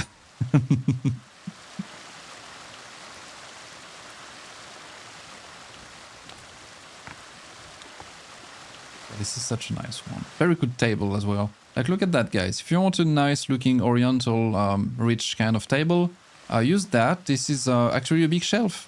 I forgot the name, but this is a huge shelf, and if you float it from the basement, you just keep the top side. The cool thing with it is because you have these, you know, on the side. So it kind of looks like this is the foot of the table. Usually you would need to layer it, but it looks like this. You know, it goes underneath. You have another stage over there. You have this one, and you have the bottom side like that. It's a huge item. That's the Oasis, the open shelf. Oh, yeah, okay. Oasis open shelf. Yeah, there it is. And you can also use it to have, let's say, some sort of custom flooring elements. Because it's a shelf, so it's not too bad to glitch in the floor. If you only keep that and nothing else visible, like on the floor, it makes like a custom little long rug or something. You can make a doormat with it. So very cool. I think you did it actually in Technicolor. Or like another one. Oh, no. Was it Technicolor or was it like... Retrowave. Retrowave one. Yeah. In the entrance, I remember there is this on some elevated floor. Used as a rug as well. So in this build, table. In the other one, it's a rug. Danny is inspecting the windows. Sweating. And she's looking at the closet. Yeah, the closet is so cool, actually. It's like such a simple and powerful idea as well. It's like just the imitation closet, but you have two pillars inside of these to hide certain elements. And for the handles, I think you used... Okay, the handles I don't know. Wait, I'm gonna try to That's the investigate. heavenly. Oh, it's the heavenly. Yeah. Ah, yes, okay. Ah, okay, smalls. Look at that, guys. Okay. The cool thing is, I think the closet doesn't lock the camera by default, if I'm correct. I don't remember. But the pillars do. So it's like, it has two purposes. It gives more layers and stuff, it makes it look cool. But at the same time, it also blocks the camera. It's nice.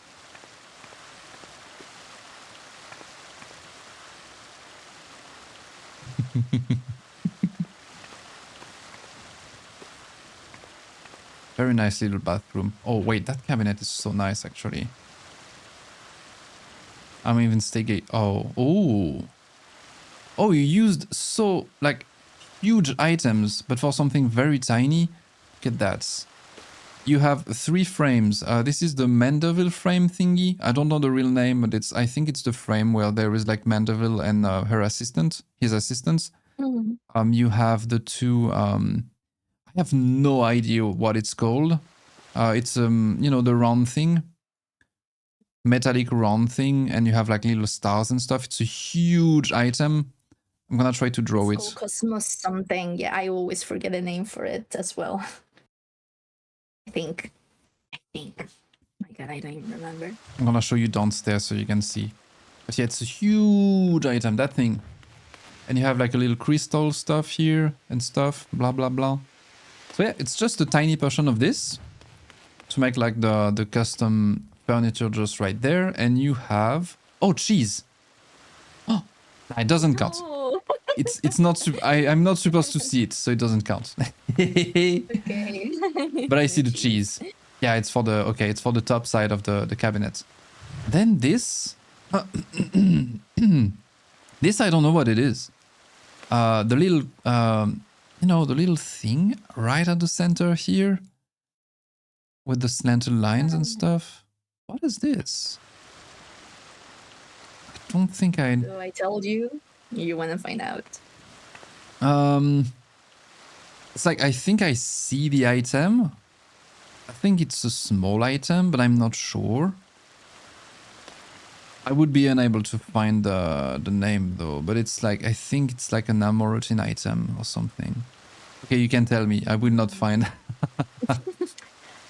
So I don't remember the name, but oh god, it's a tabletop item that came out when they updated the.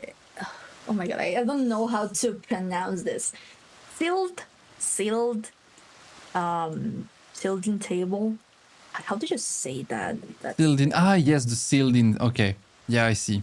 So that's the table, and there was like a little. It's not cabinet, but this is for the kitchen. It's oh my god! It's like the. Let me see if I can find the item because I do not remember. So how do you spell that name? Is the it's sealed in kitchen shelf. That is. Ah. Yeah, okay. I see what it looks like. I had no idea how it's called. That's very smart. The sealed in kitchen shelf. So you know how it is open. What I did was layer the little At the side. So the sides, yes, the sides, so they close here. Ah, I see. And okay, it's supposed to be some sort of sliding door as well, because one is slightly more like toward the center. Ah, huge. So like 1, 2, 3, 4, 5, 6. You also have some Cosmos decorations for the gold here. So like 1, 2, 3, 4, 5, 6, 7, 8, 9, 10, 11. I would say probably, maybe I forget something, so I would say 11 or 12. That looks very custom and very pretty. It's nice. With a bunch of Hanish screens around as well. Nice. Oh, Adla is sending me DMs. Adla. Okay, I see. Alrighty. Okay, I'm gonna see later. Sorry, I was receiving some DMs. And then you have the tea cabinet here. More Hanish screens on the side. The delayed bookshelf. The delayed bookshelf actually works very well here. Kind of looks like fans as well, like feather fans. The little things at the center. It goes with the theme as well. Very cool. Wait, that's the thing I keep trying to find the name of. Thank you so much. Oh, the Hanish screens? These ones?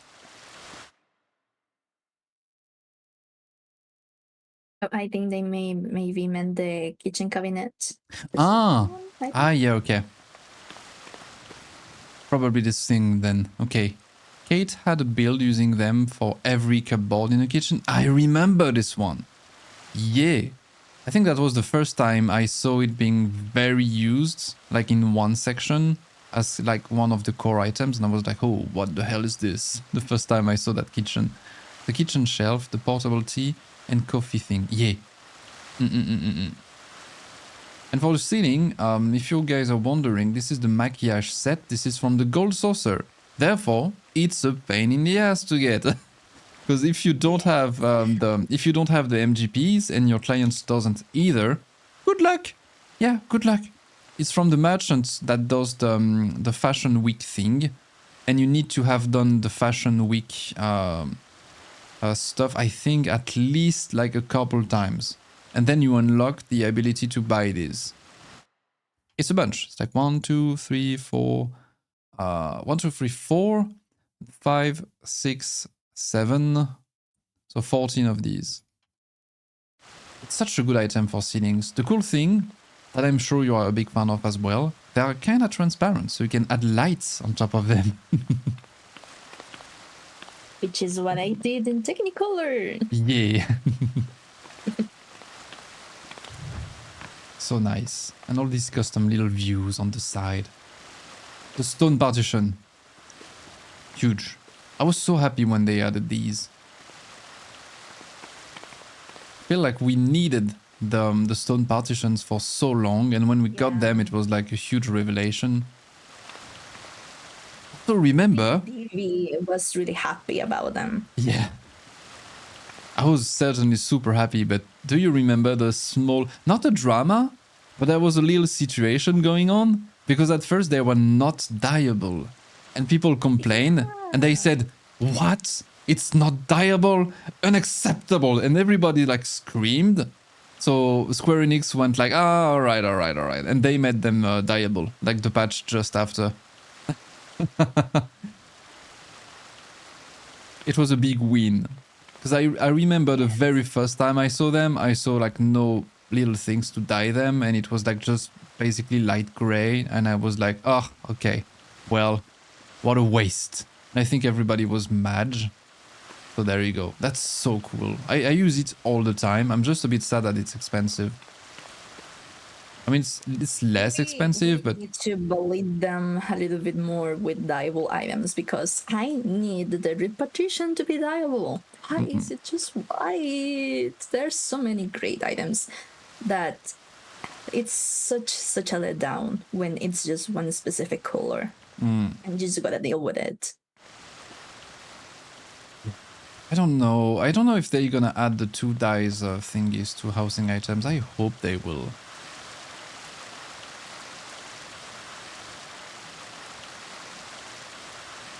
Yeah, that's so nice. Alright. But yeah, I think we're just gonna go back to Technicolors actually. Because that one is kinda crazy. And when I went there, we were struggling a bit. We're like, oh, damn, how did she make that? Okay. And it's one of the, you know, more recent ones as well, where you really expressed yourself with the lighting. So it's gonna be interesting. Wait, let's see where it is. It's I think it's okay. It's on Crystal as well. Perfect. Yeah.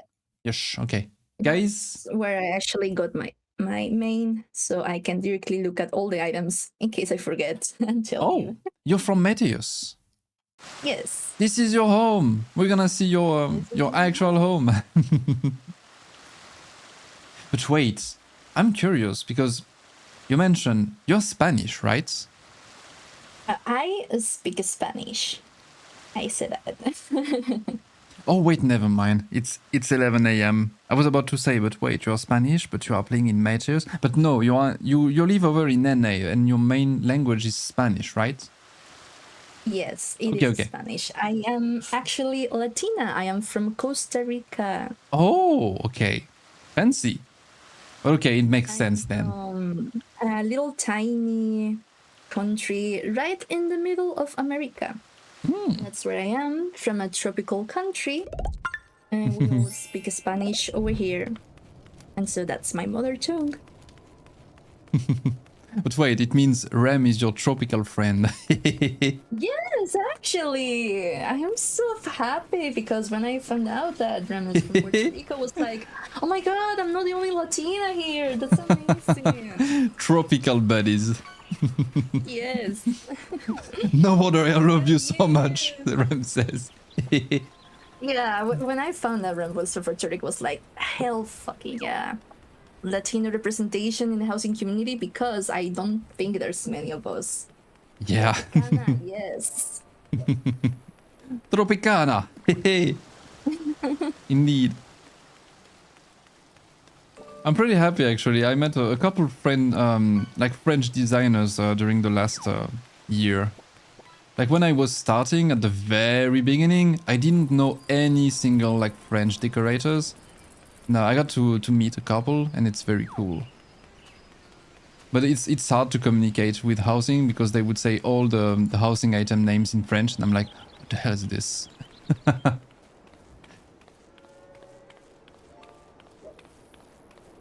And Matheus, okay. I need to go... Oh, no, I need to go to Mists. Okay, so I need to... Yeah, I need to change character. Because this one is just in Ul'dah and nothing else. Oh, no.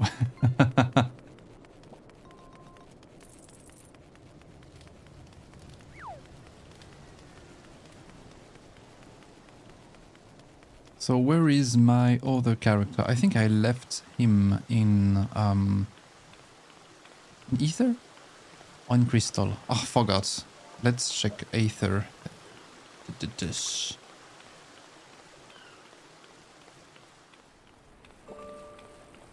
Yeah, okay, over there. Perfect. So, Marlboro.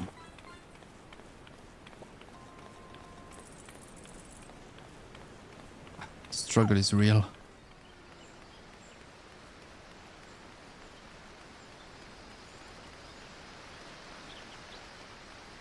And there it is. All right. But yeah, this one, guys, if you want to visit, it should be okay. Matheus is okay. Yes. It's not always closed. We're not quarantined. So it's almost always open. I don't remember the last time Matthews was closed off. Actually, I think they changed recently the list of servers because they do that sometimes. They would like put some servers as preferred, some others as congested. I think it changed not long ago. Because Phantom became a preferred server, which is great. We need more people over there. It shuffled again, yes. Yep. Yeah, very recently. That's good. Maybe more people will complain to my server. Phantom is dead. That's weird because I used to be from Leash in Light and it was like a very populated server. And I moved to Phantom and it's kind of a dead server. So I go in cities where I used to vibe and like see a bunch of people and I'm there and it's like empty. I'm like, oh, this is sad. Guys, question. What is your question, Rem? EU never gives perks for transferring characters, only new starts? Yeah. Yeah, sad. I think we are not enough because the NA servers are very much more populated overall. So this is the one. Oh, wait. Oh, wait. Oh no. Oh no. Oh no. Oh no. Wait, guys. I think there is a tragedy.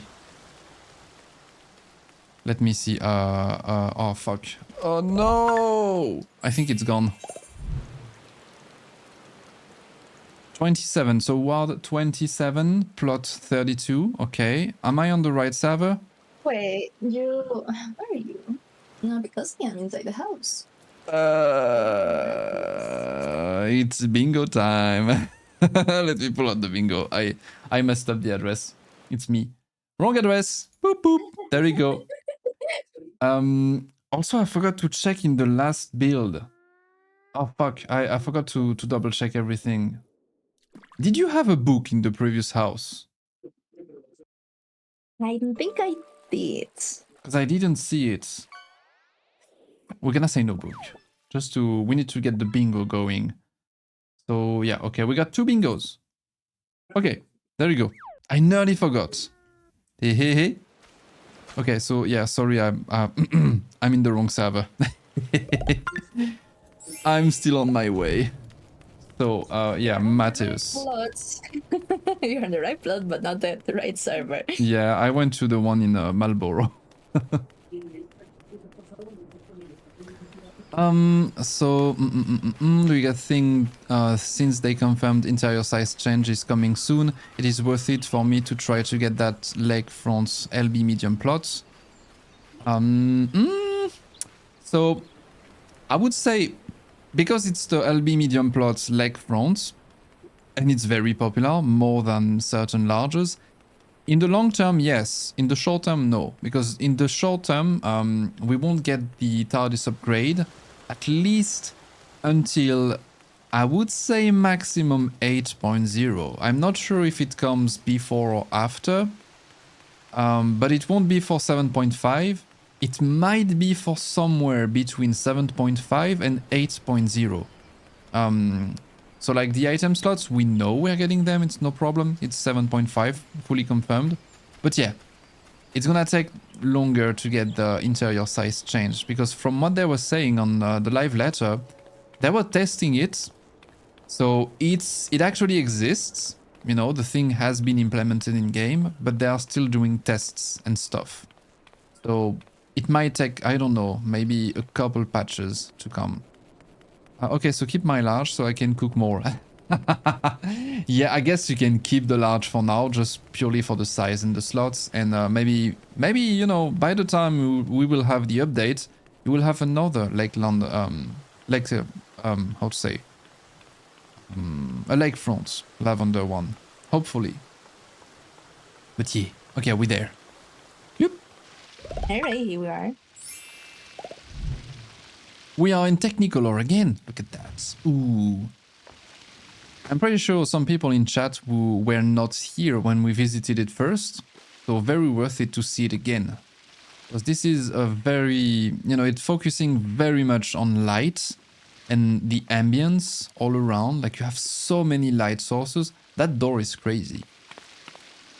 I like that it's slightly sideways as well. It's not perfectly straight. It just goes a little bit to the left side. The light coming down and stuff. It's so cool.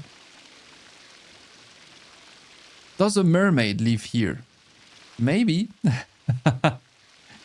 It's such a difficult theme to put, because it's like, it's not really a, how to say? It's not really a theme, it's very fantasy, but it works somehow. Usually when I see a build with too much colors, it's like, you know, it's too much. But here the theme is too much colors. And you made it work. So yeah, it's like such a... I couldn't pull it off. I could probably not pull this off. Like, I would get lost. I would not know how to dye things around and how to place my lights and stuff. It's kind of retro-futurism as well, because you do have some neons here and there. I remember this one. Yeah. This one, Rem. Let me double check. I need to catch up. Did I miss anybody in chat? When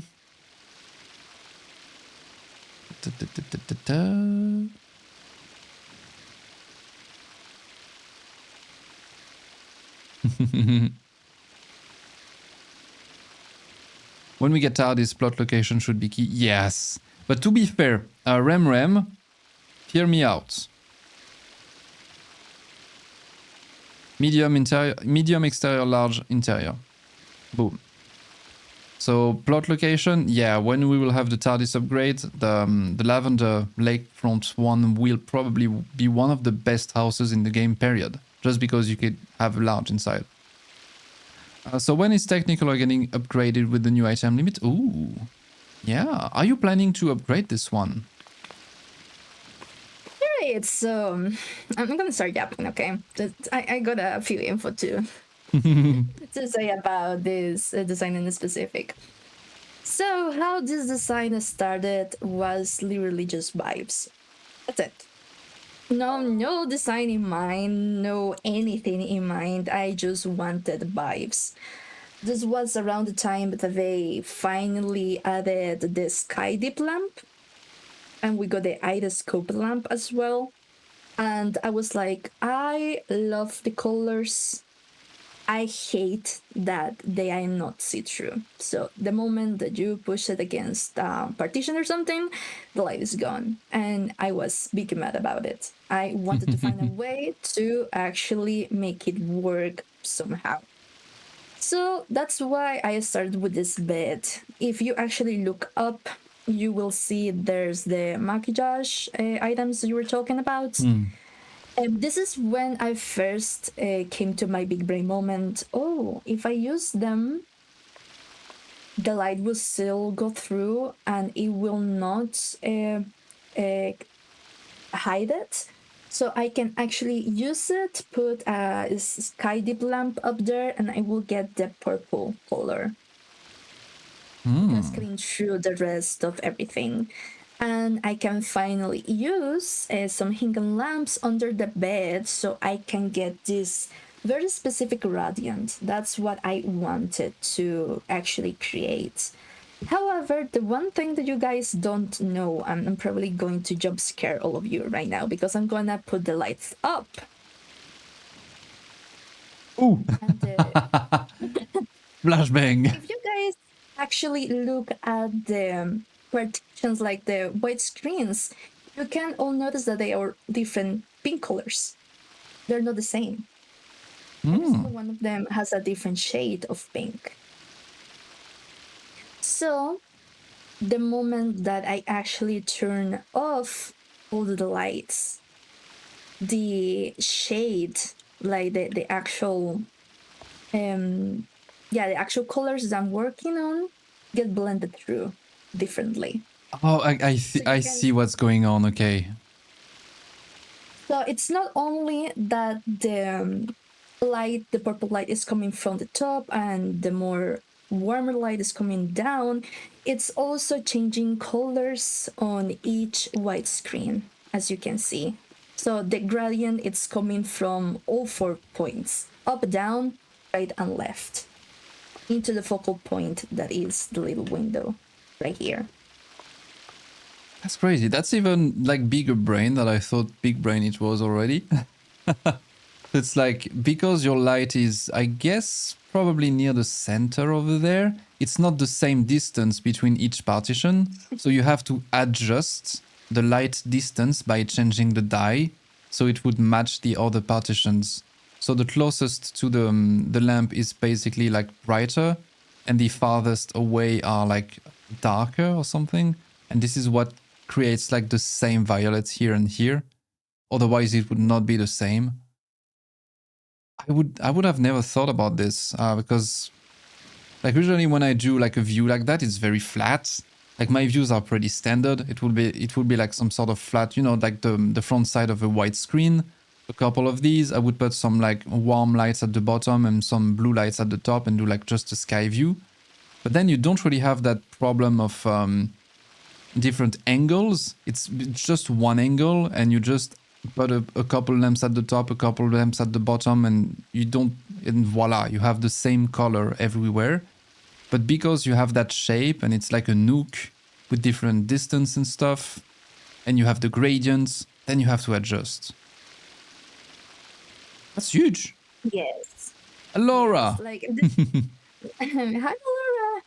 This is what I mean that I focus a lot on colors because I have spent so much time just really exploring how colors behave with lighting changes in the game's engine.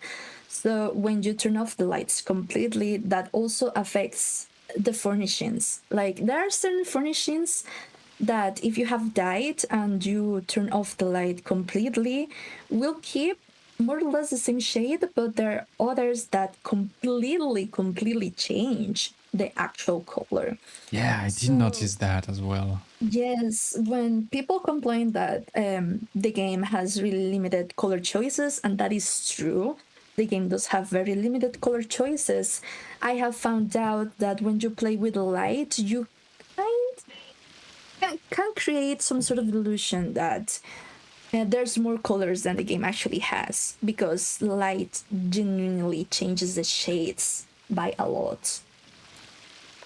And the same I did pretty much with the rest of the build. It's the same principle. I wanted to use different shades for each white screen and pretty much play with the rest of the items to do so.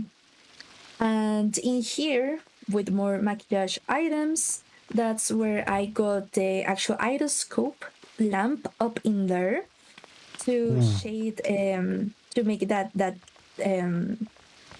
green purple no green bluish shade here, turquoise. That's how you say it, right? Oh, Ari!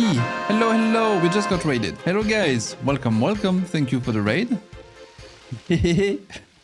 Welcome, we are looking at houses over here. How are you guys doing? You're all playing 14 as well. Nice. Welcome, welcome. We are accompanied with Saran, huge decorator. So this person right there. I'm gonna zoom on your face. There we go, perfect. She makes a bunch of very cool houses, focusing mostly on, lighting effects, gradients, open views, lots of very cool windows in there. Look at this build. So we are nerding around, we are geeking over the increase of item slots coming very soon, and how to make these kinds of things. So get comfy, get some snacks. If you just want to lurk, it's fine. Also, Ari, if you need to raid and run, it's okay, no worries. If you just need to be a human, that's cool, but thank you again. I'm gonna actually just keep your name on the side because I'm curious. I'm gonna go check your VOD. I'm gonna watch you after. Switched to it when the hunt train pinged me and I don't wanna miss. Alrighty. But yeah, get comfy, get some snacks, and enjoy some pretty houses. Although I was wondering, because this is something I noticed. I'm kind of like a mushroom guy, in the sense that I do use the mushroom lamps very often for my blue lighting. But I noticed you and Filio as well does that. You use the icioscope instead of the mushroom one. So what's the actual difference? Is it just the shade? Because this one is maybe brighter, or maybe it produces more light, or is it like a cost reason? Like No, in my case, I didn't use the mushroom lamp because mushroom lamp actually shades through floor or through the actual partitions. There's a see-through light. Iriscope does not. Iriscope okay. Loses its color once it is behind something. So the reason as to why I use this one in specific in here, it's simply because it creates that little pattern up there. Like it shades through the actual maquillage item, and I love that. I was like, oh, that looks cool. Oh, I see. So yeah, if it was the mushroom, you would not have these shadows basically here on the wall behind. It would be like just a flat blue light instead of these rays coming down. Yes. Ah, okay, I see. I didn't know that, see? I thought like both would go like through. Oh, okay, that makes sense. So these ones allow you to play with very specific shadows, while the mushroom does not. Okay. Ah. Exactly. At the very least for this specific build, yes, I really love the shadows. It was kind of a happy mistake because I wanted to give a little bit more blue to the overall build, and then I found that I was like, oh, you know what? That actually looks really great. I'll stick to it. So that was my choice. And also, if you noticed on the bottom part of this little island here, did you notice that's somewhat purplish down there? Oh. Yeah, a little bit. I see that. Yes, that's also an item that is in the floor. Mechanical. Yes, it's under the floor. Ah, okay, I see. Do you have two of them? No, I have 1, 2, 3, 4, 5 Hyper Hustle Trophy. It's a trophy? Damn. Yes, the Hyper Hustle Trophy. It gives off a really, really, really soft purple light, but in this case I made it work because I really like the contrast that it gives. Ah, yeah, okay, yeah, it brings some purple light from the floor to... Ah, okay. So yeah, it's in the floor, I guess, somewhere around here. Like you will have some lights here inside. I wonder if I can see them, actually. I'm gonna do something forbidden. I'm gonna glitch through. I'm not Inspection. sure that you will be able to, because I think they're pretty through into the floor itself, but maybe? Ah, yeah, they are inside the... Oh, wait. No, I can see it. I can see it's right there, guys. Yes, that's it. That's where they are. Okay, I see them. Ah. Oh, that's many of them, actually. I didn't know you could get some, like, very soft purple light from these. You remember that post someone made a very long time ago with, like, basically all the light items in the game, like, spread it over in a room just to see the different shades? We need to make another of these, but with the newer items, because I feel like since that post was made, we got just so many new lamps. We could, like, make a new version of it. But that's many items. Yes, from the tabletop, I got 4 Marimo lamp that I genuinely just use for the start effect. Like, here's one, here's another one, here's another one. A really, really soft stars effect. I got 3 ioscope lamps.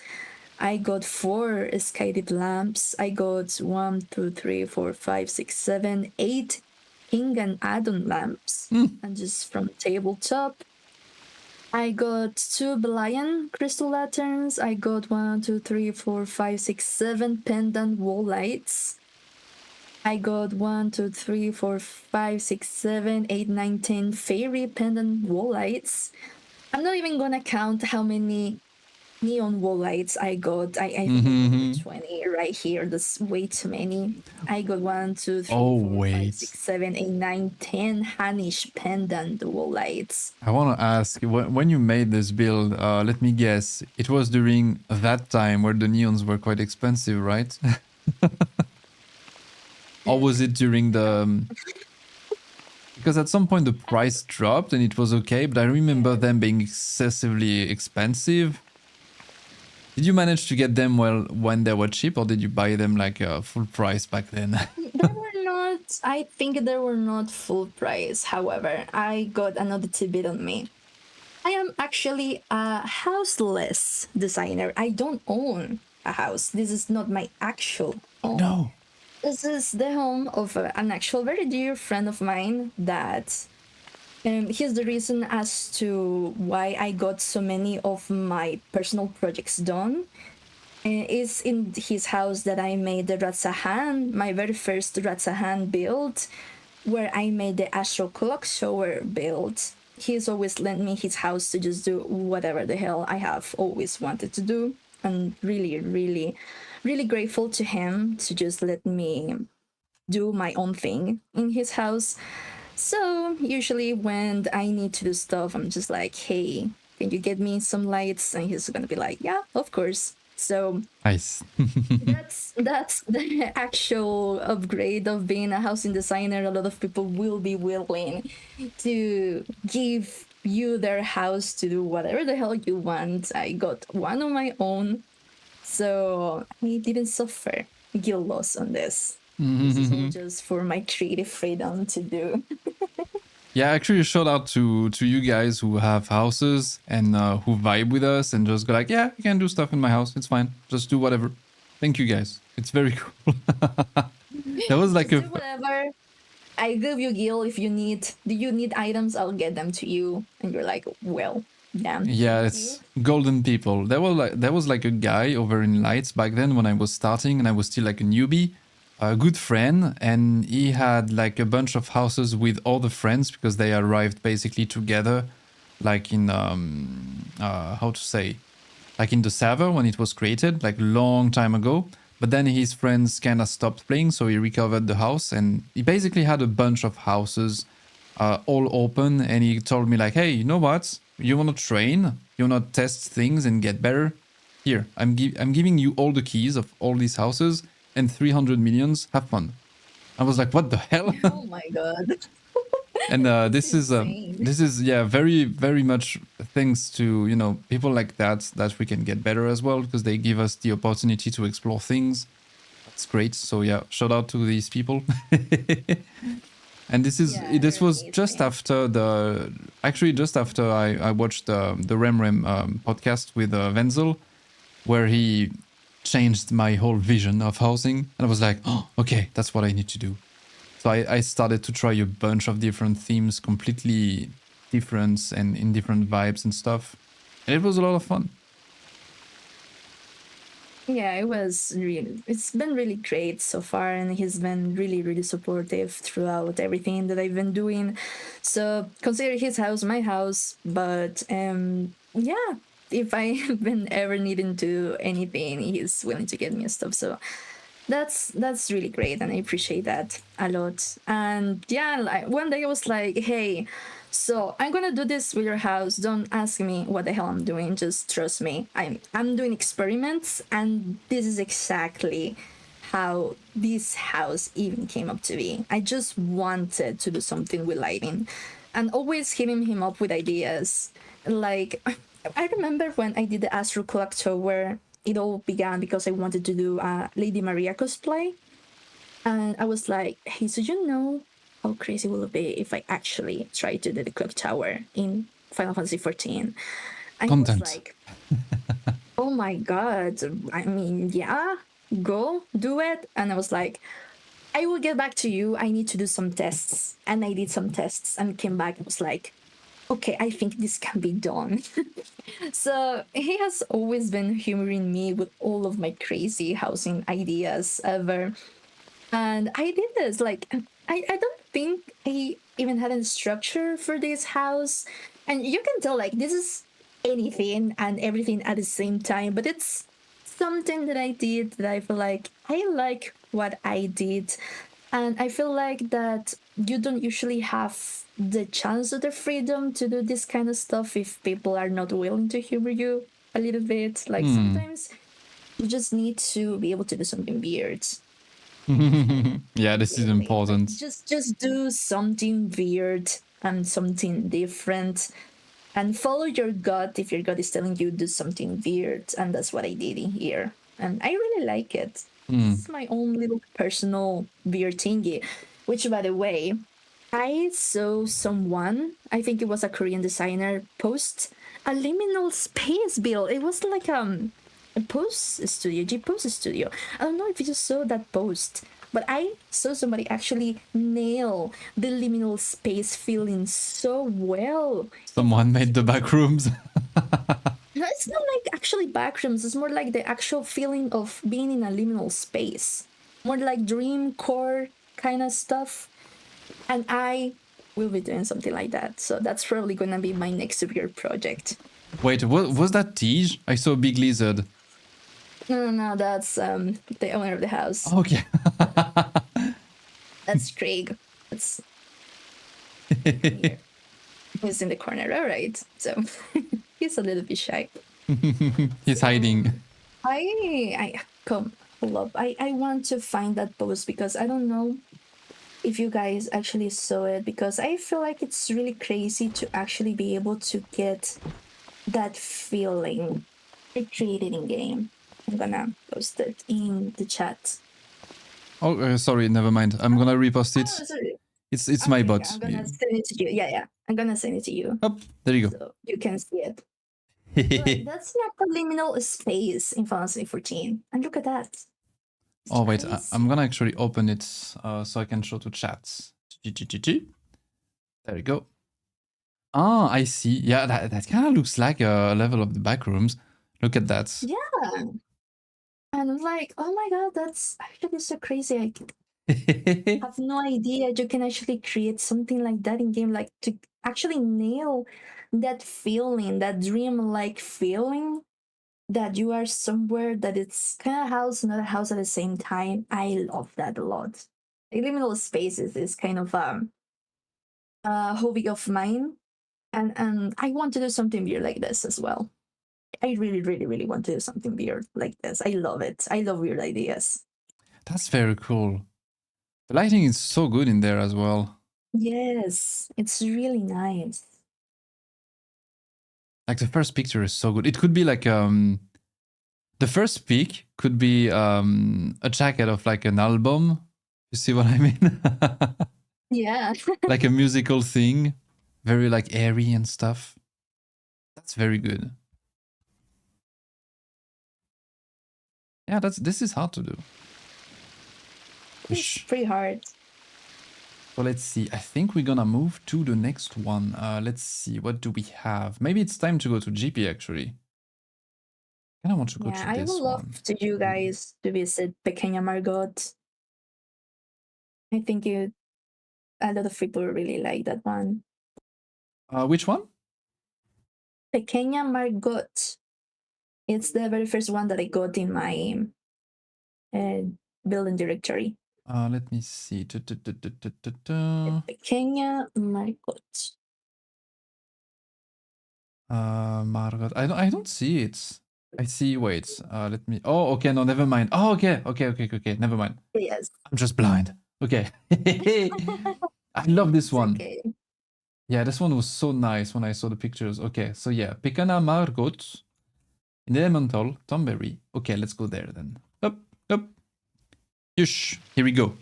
Up. It is time to go to GP, guys. So if you have an alt over there and you want to visit, you can find the address. I'm working on a liminal space build right now, and I'm so glad that was so good. Yeah, it's strange because it needs to be very simplistic, very minimalist, but you need to find a way to fill space with something. So with with like light and shadows. So it's a different approach. Kind of makes me want to do something with it as well. Okay, logout.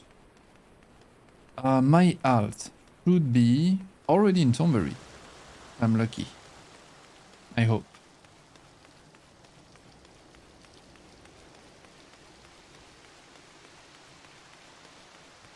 Oh no, I'm on mana. Okay, need to travel.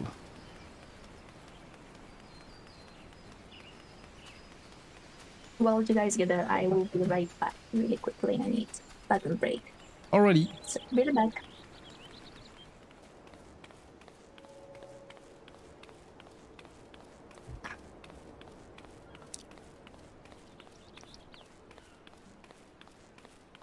So what are you guys planning to do as well on your side? Any of you is working on some fancy things with the new slots? Maybe in advance? If you are a fellow remake place user, for example. But like, do you have plans? Any of you wanting to maybe add new rooms in the house? An indoor garden or something? There are a couple builds I need to upgrade.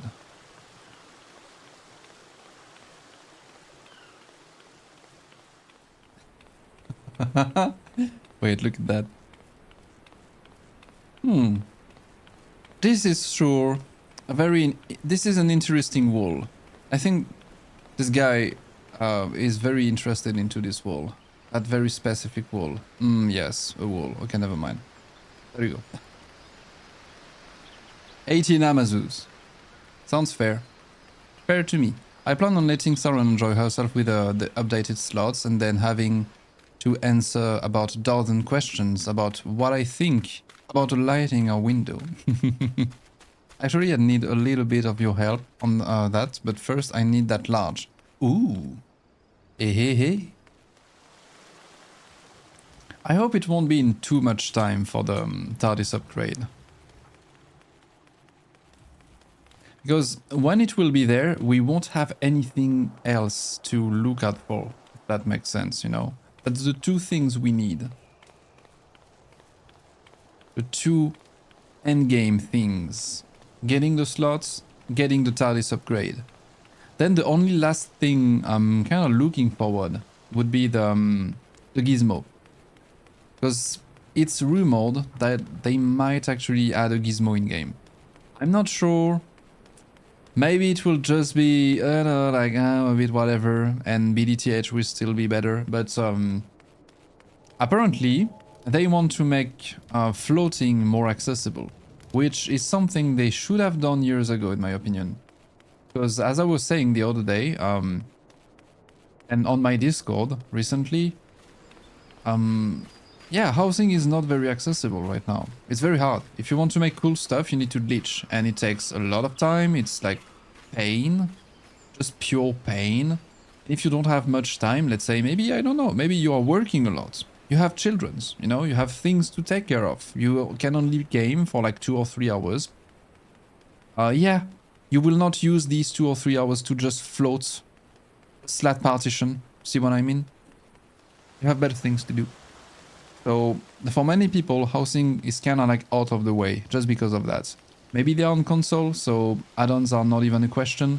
Maybe they're on PC, but they simply don't want to use add-ons. Fair. So in that case, it's like, yeah, they cannot do housing, or they can only do very simplistic things, and they will be like, you know, they will feel bad about it. Like, I want to do better, but I also don't have the time to do all the crazy stuff. So if they give us a better interface and something in-game to float items, it will just make it way more accessible to everyone. And maybe that day, people will have to rely a bit less on decorators as well, which would be nice, because it is kind of a problem. We are not many people to decorate for people out there. Like, there are a bunch of decorators, but compared to the amount of players in game and the amount of people willing to pay a decorator, we are maybe like in the 2 or 3%. Like, we are not enough. Every decorators that does it like regularly, they have huge wait lists. Because so many people are like, yeah, fuck that. I don't want to deal with the glitching and stuff. But if you give everyone a gizmo and you're like, hey, look, boom, you can float stuff. Voila, enjoy. And people can just start moving things the way they want and just move items freely in space. Just like they had BDTH, but it's built in the game. Maybe with, you know, some limitations, so they couldn't like break their house, perhaps. But yeah, it would allow more people to just get better, naturally. And I think it will be very healthy for the game. I'm pretty sure it will make... Hey! And I agree. Hey, back. I'm Noko. Sorry. We just arrived. Okay, I'm on my way. Seriously, I'd do so much more housing because I can only do very little without my joints flaring up. Yeah, this is also an issue I've read very often. Izo is there and he is big. This is the real Izo. Holy shit! I was not ready. Izo as an Elezen. Yeah, this is a problem I've seen very often. People saying, "Hey, I want to do housing, but it hurts my wrists, my joints and stuff." Because yeah, you have to do very specific key strikes combinations and stuff. And yeah, it can hurt your hands. And I have a good friend who was doing a lot of housing back then, but she basically stopped because she had like pain in her wrists. So yeah, just give us a gizmo already. Tall Izo, yes, look at that. I'm gonna swap my thing. There is Izo, and he is very tall. I was not ready. I don't think I have seen tall Izo. Oh my god. This is the real Izo, actually. This is his true form, guys.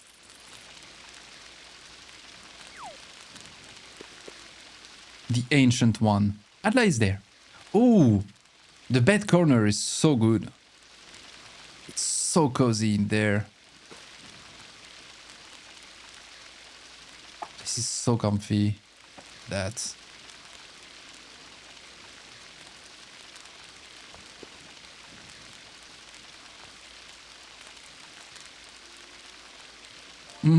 Izo.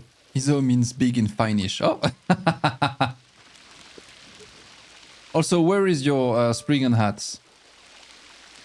I refuse to believe this is you if you don't have a Spriggan hat. This is a scam. I always love the sound of the rain you can make. Yeah. God bless these waterfall partitions.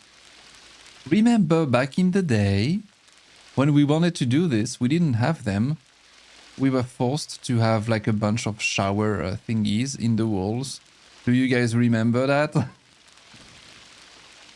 was bad. Yeah. Oh my god. You just unlocked a memory I had completely buried deep into my mind. Yeah, you would have a bunch of shower thingies and you put like 5 in a wall just to have rain and it looks bad because it's clipping and stuff and ugh. And then it makes steam as well. Sounds so terrible. PTSD takes many forms.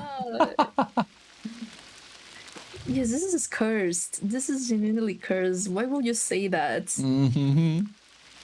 I just unlocked a core memory. Yes, you have. Such a pretty build again.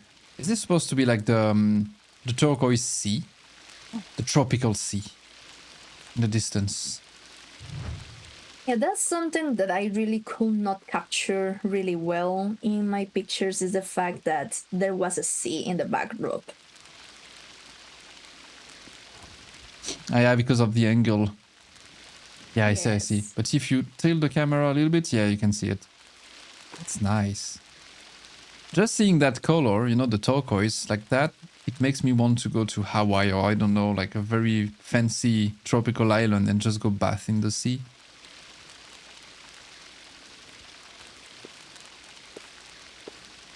Sorry, Adla, there is no water. No bathtub here for you. Hope you won't get too sad about it. Very fancy tall windows again. Bunch of gold partitions here and there.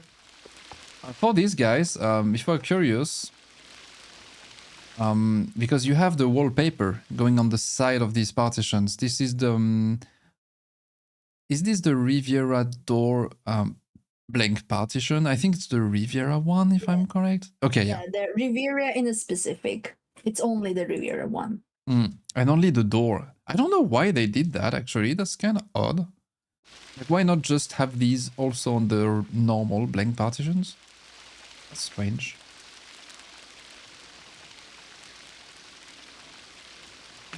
It's so nice. I'm pretty sure Danny approves that very much. The tall windows. Then a bunch of ice boxes. Counters.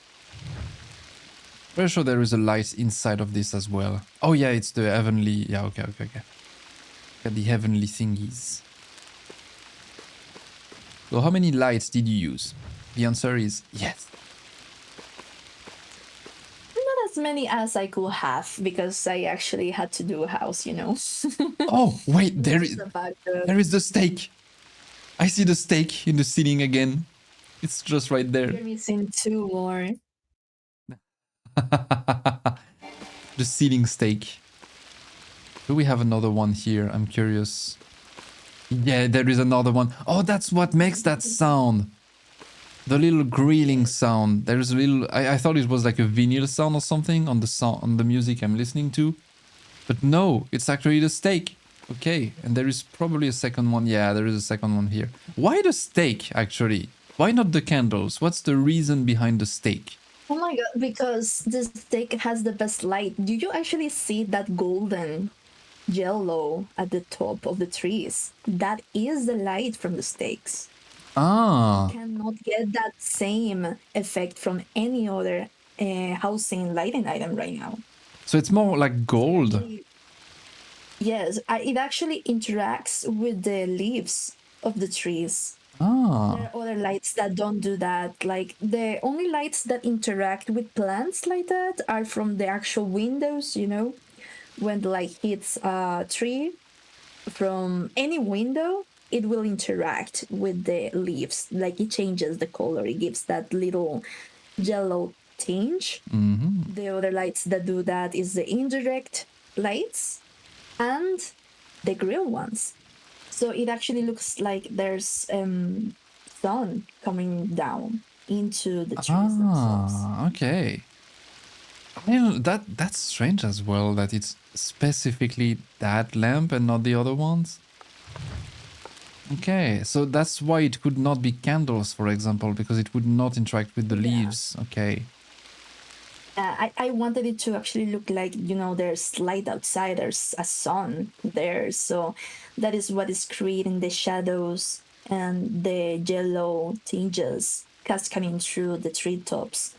You can only get that from those very specific lighting. Also, dependent who light will create that as well, but you need to use a lot more of them.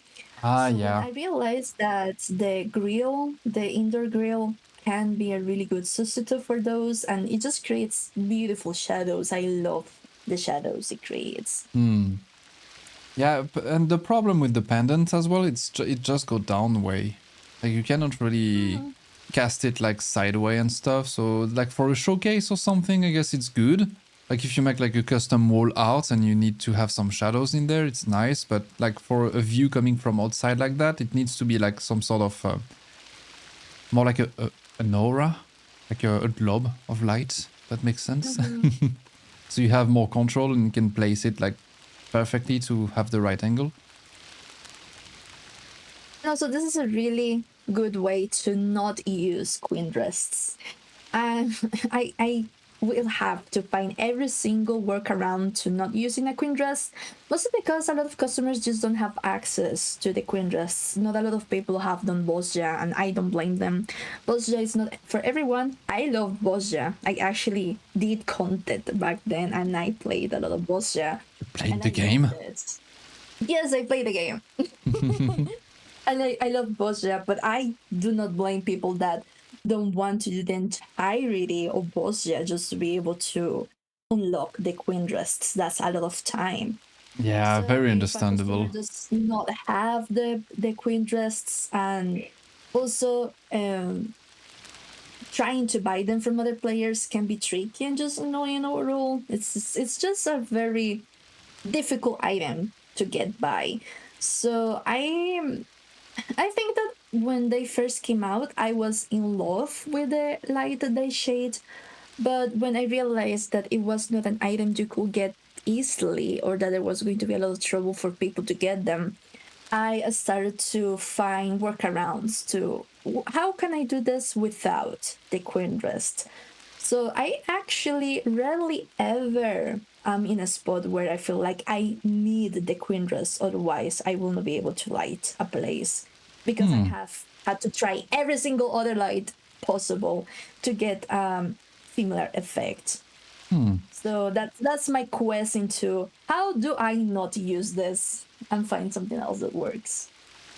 Yeah, that's also something I was about to mention that I find pretty fun because lots of people who do like crazy stuff with lighting in their builds, most of them they use a bunch of Queen's Rest, and you're like the Queen of Lighting, and I never see any Queen Rest in your build, and I'm like, how does she do it? Instead, you would use a bunch of very random ones, but actually not because they all have a very specific purpose. So like the Atayascope ones because they go through things and cast shadows. The stakes because of that as well. It makes me want to use more lamp items. I kind of feel like I'm resting on the easy ones. You know, like I would use some metal lamp ones, some alchemical ones. The candles, I would use the mushrooms, the Queen's Rest. That's kind of it. I'm not using that many lights. I mostly do white lights and warm lights, or like blue lights, but I don't really do gradients. I don't really try to cast shadows and stuff. And this is something I need to probably work into more and focus more on. I tried to do it in some recent builds. After I spoke a lot with Antoine these recent days because we did a build together, and I got to peek a little bit at how he does his forest views. And I was like, why am I not doing that? This is a very good idea. Using the spotlights and stuff to cast shadows. Okay, Yeah. you can do it with the. Also, the cool thing is the stake. Yeah, it's golden. It's not like a warm a red or like a warm orange. It's very much gold. It's like it kind of gives like an autumn feeling. It's so nice. It's really really nice. And yes, I'm a big fan of the indirect lights because that's how you see that all of those shadows being cast on the floor, and when you walk specifically on that part of the house, you can also see your own shadow being cast on the floor. I feel like that's really immersive. Like you really believe the outside of this place is alive and there's a lot of sun coming from it, and that's only because of the indirect light. I love them. And also started using them as well because I always hated how with normal windows you have to wait a whole day cycle just to get a few minutes of really, really nice lighting and then it's gone. I Yeah. wanted to build an atmosphere that will stay throughout the same, like the entire day cycle, it will stay the same. And I found the indirect lights helped me a lot with that feeling that I didn't need to rely on the day cycle for the cool lighting parts of the day comes in and makes the entire build Yeah, look that makes nice. so much sense because so many times did I hear like decorators say like, "Oh, you should visit at that specific time." I'm like, "Okay, okay, straight up, I'm gonna be honest with you guys. I just use anamnesis when I want to do this. I can change the lighting and there you go." But it's kind of icky that you are forced to do this, and it means like your lighting will only be good at one specific moment. Wouldn't it be like super nice if we had like an option to freeze time in a house? Like, hear me out. Yeah. Yoshi P, hear me out. An option to freeze time in your house. So you can have like a slider and you can either put it on automatic, then it follows the time. You could put it, you can even sync it on your real daytime. So if you play during the night, it's the night in your house. If you play during the day, it's the day. You can have tons of fun with it, and I think it would not be too bad to implement. Maybe I'm not a dev, so I don't know, but maybe. And if you have a very specific time set in your house, you could just set an hour and tell your house, "Hey, it is always 4 p.m. in my build, and it will be forever." And then you would have like all the windows and stuff like be frozen in time at that specific hour. That would be so cool. But I'm just on copium right now. They would never do it. I really hope, because that's literally everything that I've been doing in my housing career. How to not use screen rests, how to make an ambience that does not rely on the windows and such. I think that's the main two reasons that genuinely pushed me to try every single lighting item, even the items that are not categorized as lighting items. So that's what made me go through the trophies or just random furnishings that happen to shed light. When I found the grill indoor, the indoor grill hunters thingy. I said that completely wrong, but the steak. I'm gonna just call it the steak. When I found the steak and I saw the lighted shed, I was absolutely in love immediately because I was like, oh my god, this will make sunsets so much easier to actually achieve instead of using other lighting items. So use the steak. The steak is great. Oh, talking about food, because you mentioned the steak, I see a baguette in your kitchen. That's a bingo. Let me pull out the bingo. Oh no. We do have a bingo, guys. We got the bread. We got the baguette. Oh, okay. Where is my thing? It is bingo. Where is my bingo? There it is. Okay, bread. Bread. We got bread. There we go.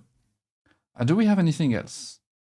No Moogle stuff. No toilets. I didn't get stuck in the wall yet. Is the fish working, by the way? It's been a while. I haven't seen a fish for some time. It is still working. Perfect. There's still... Okay, so no bingo for that. No cheese. We can see some bits of the main floor. So, okay, it's not a ladder house. Thank you for the baguettes, Kitty. Thank you very much. Thank you, thank you. Okay, that's it for the bingo. There we go. But yeah, that's so nice. Very pretty.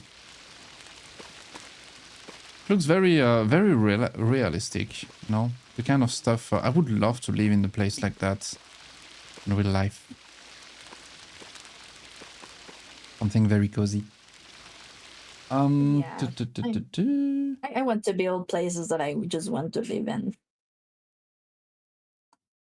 So talking about that, I think for the next one we could go to the little C one, also in Tombury.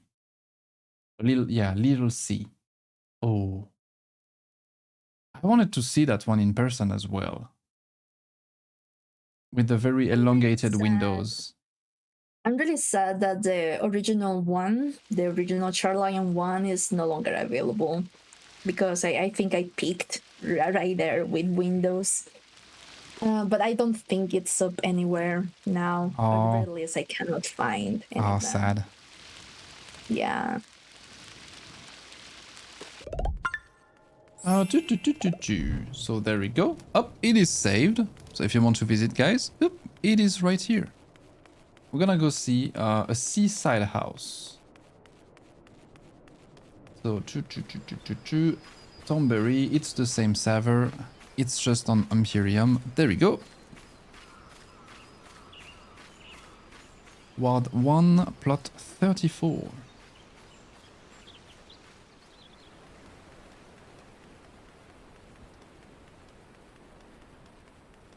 It's okay, Adla. Alrighty. Oh, can I go to Imperium, actually? With this character. Wait, no, I can. Never mind. I totally can.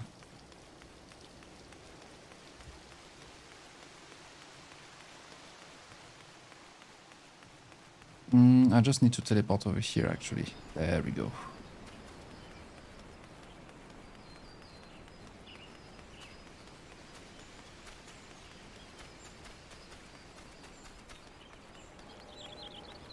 Imperium. So, Ward 1, plot 34. 134. For little C, we're going to Mist. Oh, never mind. Okay, I saved you. Yeah, thank you. I think, yeah, I was just, yeah. There we go. My brain. So, yeah, Mist. And 25 plot 9. I was not reading the right line.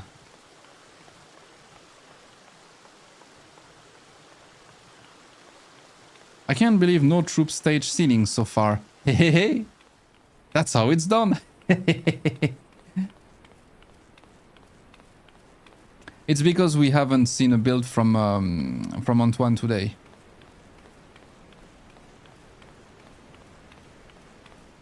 More seriously though, this is a good item for ceilings. No joke. But also joke. There it is. A little small as well. Oh. Izo, you didn't have the time to hide inside of the wall. I was too fast. Izo loves to do that. He would just hide inside of walls. Ooh, the framing on the bed is so nice here. It's interesting. That's so big for a small as well. This is very open. Yes, okay guys, there we go. And I think we're pretty lucky as well, like we do have the raise here. I think you do, yeah, you do have some windows in there, and so we are actually here at the right time, which is great. Because you have at least 2 windows, I think, behind this wall here. Trying to find what you used for these, like, pillars, the stone pillars. I think I see what it is. I'm not sure. Ah, okay, I see what it is. Okay, it's a blank partition as well. It's a door 1. I think. I'll go behind. Yes, it is. Hey, okay. I was not 100% sure here, but yeah, these are the side of blank door partitions. And I don't know the name of the wallpaper, but yeah, this is a wallpaper basically. I was so happy. Okay, I see. The Le Veilleur. Very French. Le Veilleur. That's very cool. I was so happy when they added this. I remember we had a little brain moment with Denny on Discord. We were like, wait, we can do that now? We can have wallpapers on the side of partitions. This is so cool. Very handy. So many scroll cabinets in there as well. Let's see. Do we have a bingo in there? I don't see cheese. I still do not see cheese. You will not see cheese in my builds, I'm sorry to tell you, I think. Angry French noises.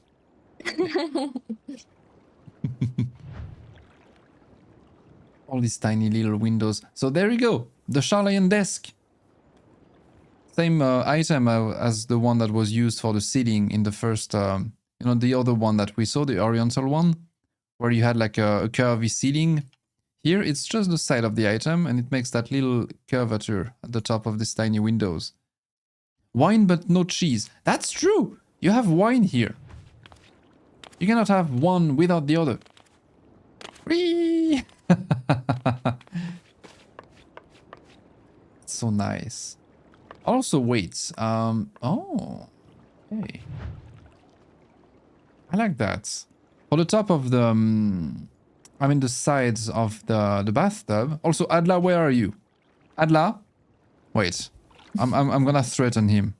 Adla. I know you are watching from your bed right now. Come back. There is a bathtub. Unacceptable. But yeah, you used the top side of the minimalist partitions, I believe. Is this the mini? Yeah. They look so clean. Just a pure white clean like that. Unlike the marble. So it goes very much with the theme. And also the white parts at the top. Where you kept the side of the phasmascapes. That's fun, because usually people would want to hide these, like these parts. Every time people use like phasmascapes, this is the one thing we don't want to see. We just keep the partition, but here it's actually fitting because it's in pure white. You have these little motifs on top of this, these little curves and stuff. So very Charlian-esque. And it goes with the white at the bottom, right there. The bathtub is so nice. I also liked how I like how you used the top side of the phasmascape for the for the clouds and the sky, but you used a white screen at the bottom for the sea. Like it's supposed to be like a very mountainy kind of phasmascape, supposed to be like mountains and stuff, but here instead it's like you can see the sea instead. That's very good, very nice. You got the new trees as well. That was like one of my very first big brain moments when I made this build originally in a large house. Because obviously, if you're going to have a Charlian house, you need to have a view to the ocean. It's like, yeah, you can't not have a Charlian house without a view to the ocean. However, when I was trying to do this, not even before, because I had one first attempt at the Charlian house before the Charlian house that I did. Back then, I was trying to figure out a way to make an ocean that actually looked real. Because again, like when you have the phasmascapes, unless you know how to use them, they're just gonna look fake. And I really spent a lot of time thinking, how can I get an ocean that I can believe looks right? And what I found out, the feeling of an ocean interacting in the outside is that usually the top is going to be a little bit brighter than the rest of the color. Like you need like the sun interacting with the surface. And I think that's a key part of actually having a believable ocean. So I was like, okay, so I need to bring light here some way or another.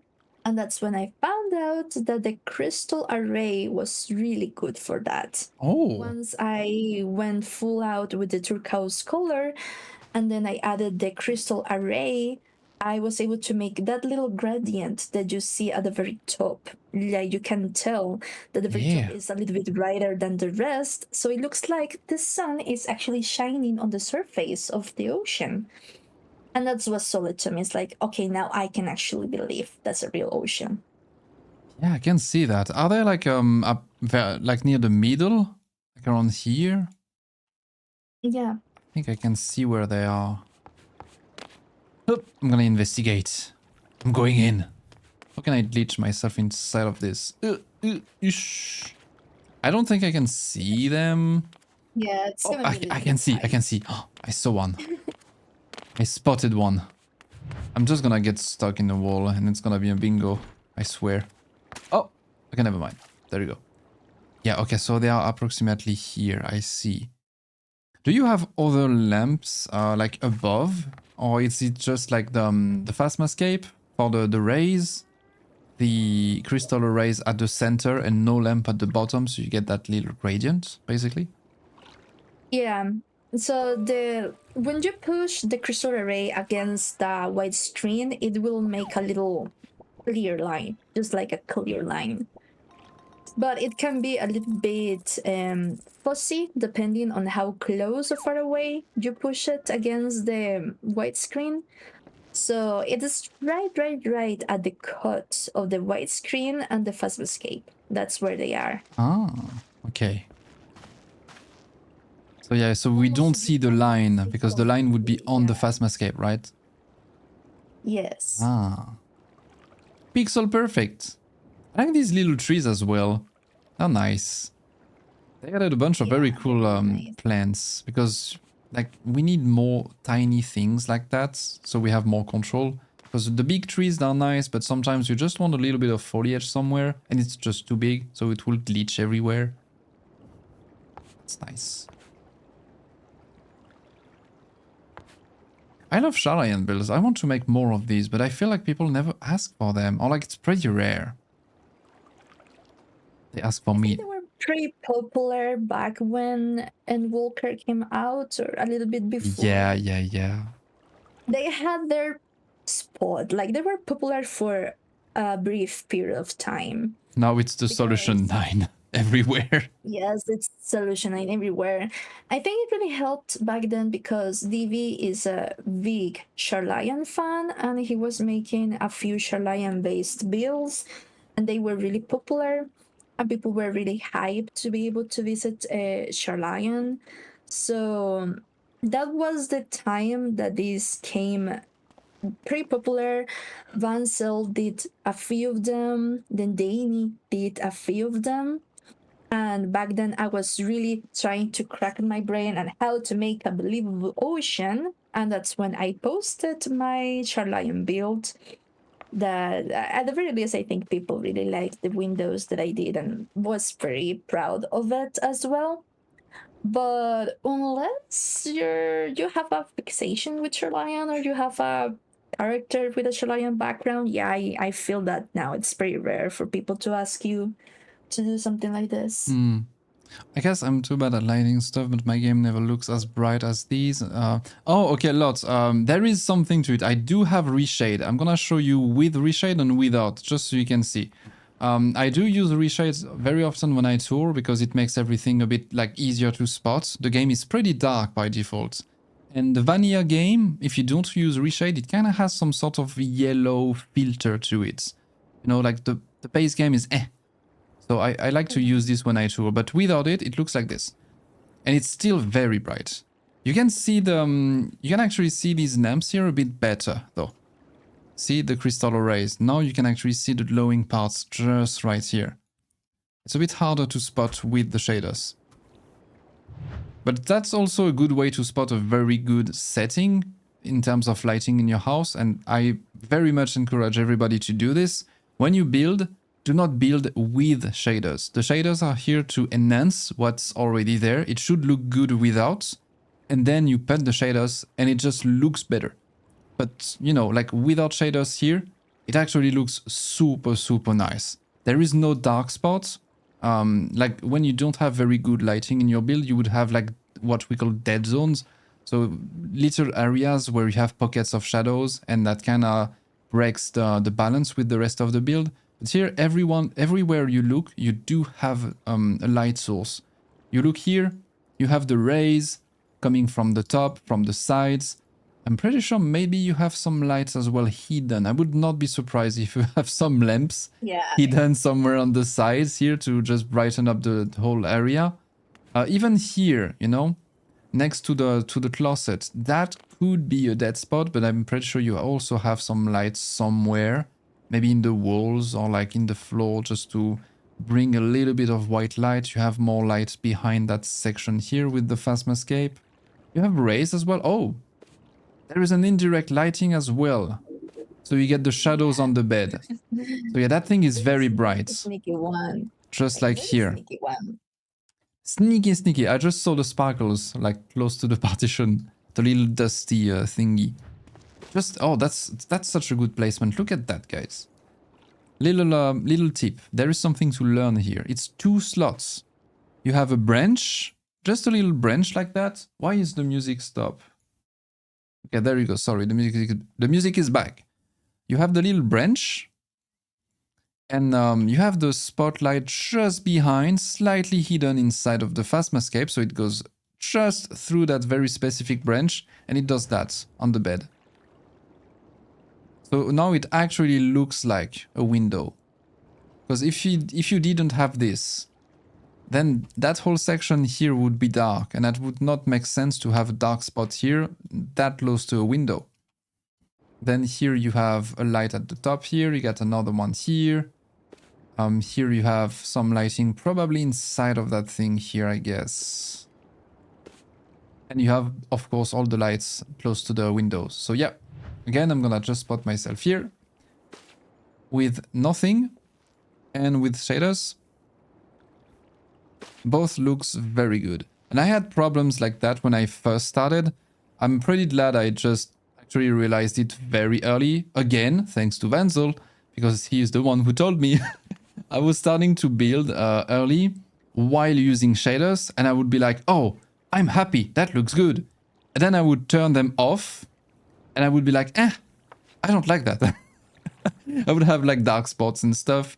And Wenzel just told me like, just turn everything off when you're building, and then turn it on at the end when you're good with the vanilla, with the way it looks full vanilla. What spot can be used for what? Since I feel most lamp gives 0 light. So from Saran's big brain, you can use the stake thingy for like golden lights. You can use the Atiascope lamp for blue lights.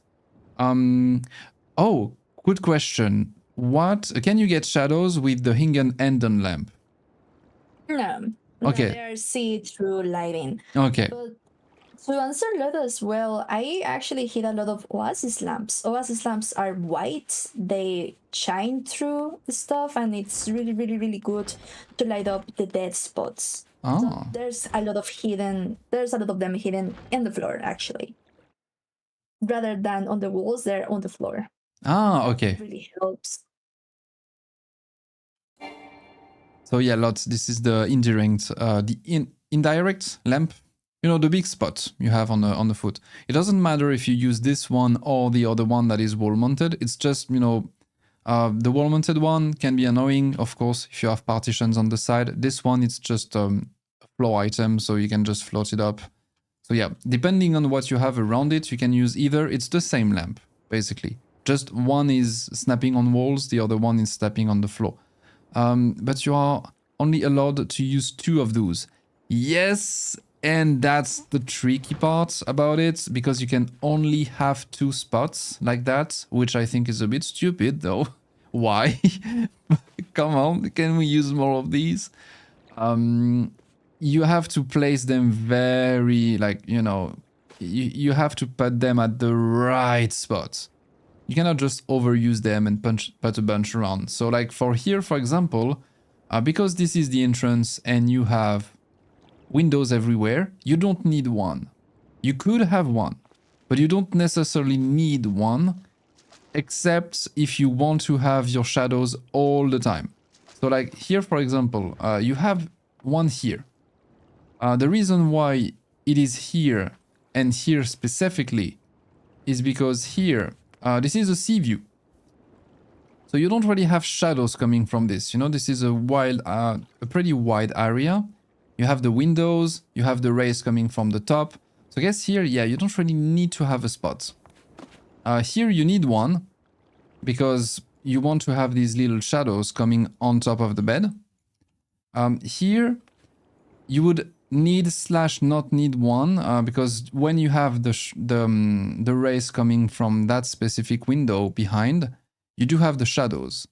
But when it's not the proper time in game, then you don't have them anymore.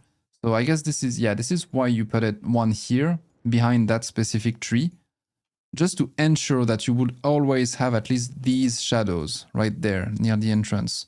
So that way, when you have the rays, cool. When you don't have them, at least there is still that going on.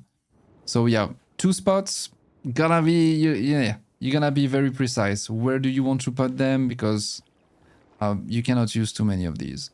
I assume it's for system rec limits, but then again, they allow 100 indoor waterfalls, so I don't know. Yeah, I don't know. That's strange. I don't know how they how it's working with the limits. Like, why can you put only 2 of certain items? It's strange. I don't know. Maybe they are very taxing on CPU more than the waterfalls. Because like the waterfall, it's water, but water, it's like just texture. The lights, maybe in terms of programming and stuff, maybe it's like more heavy on the... My laptop gets very upset. Yeah, that's when you walk in a house with a bunch of waterfalls. That's what happens. But yeah. I like to believe Joshi knows that I love them so much, so I cannot have too much of a good item. He has to limit me in what I can do. And besides, like here in the bad area, like this whole time you get the windows when they hit at the right time, they also light the water really nicely. So I really wanted these 2 spots to have it, so as Noko said, it's always coming some sort of light. It is always sunny. The bad area, it's open enough. So yeah. 398 Field of Hopes. All good. More than 2 indirect light? Nah. Yeah. But okay, let's see. We're gonna move to another one because it might be the last one before I will need to go get my food and stuff. And I don't want to hold you too long. You might need to want to get some food as well, perhaps. So I may have to go in like 40 minutes.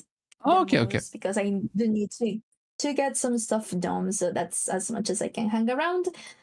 But yeah, we could probably jump to Sol Naranja if you want to, because it got more stakes. It got more stakes. I know you're gonna probably enjoy more stakes.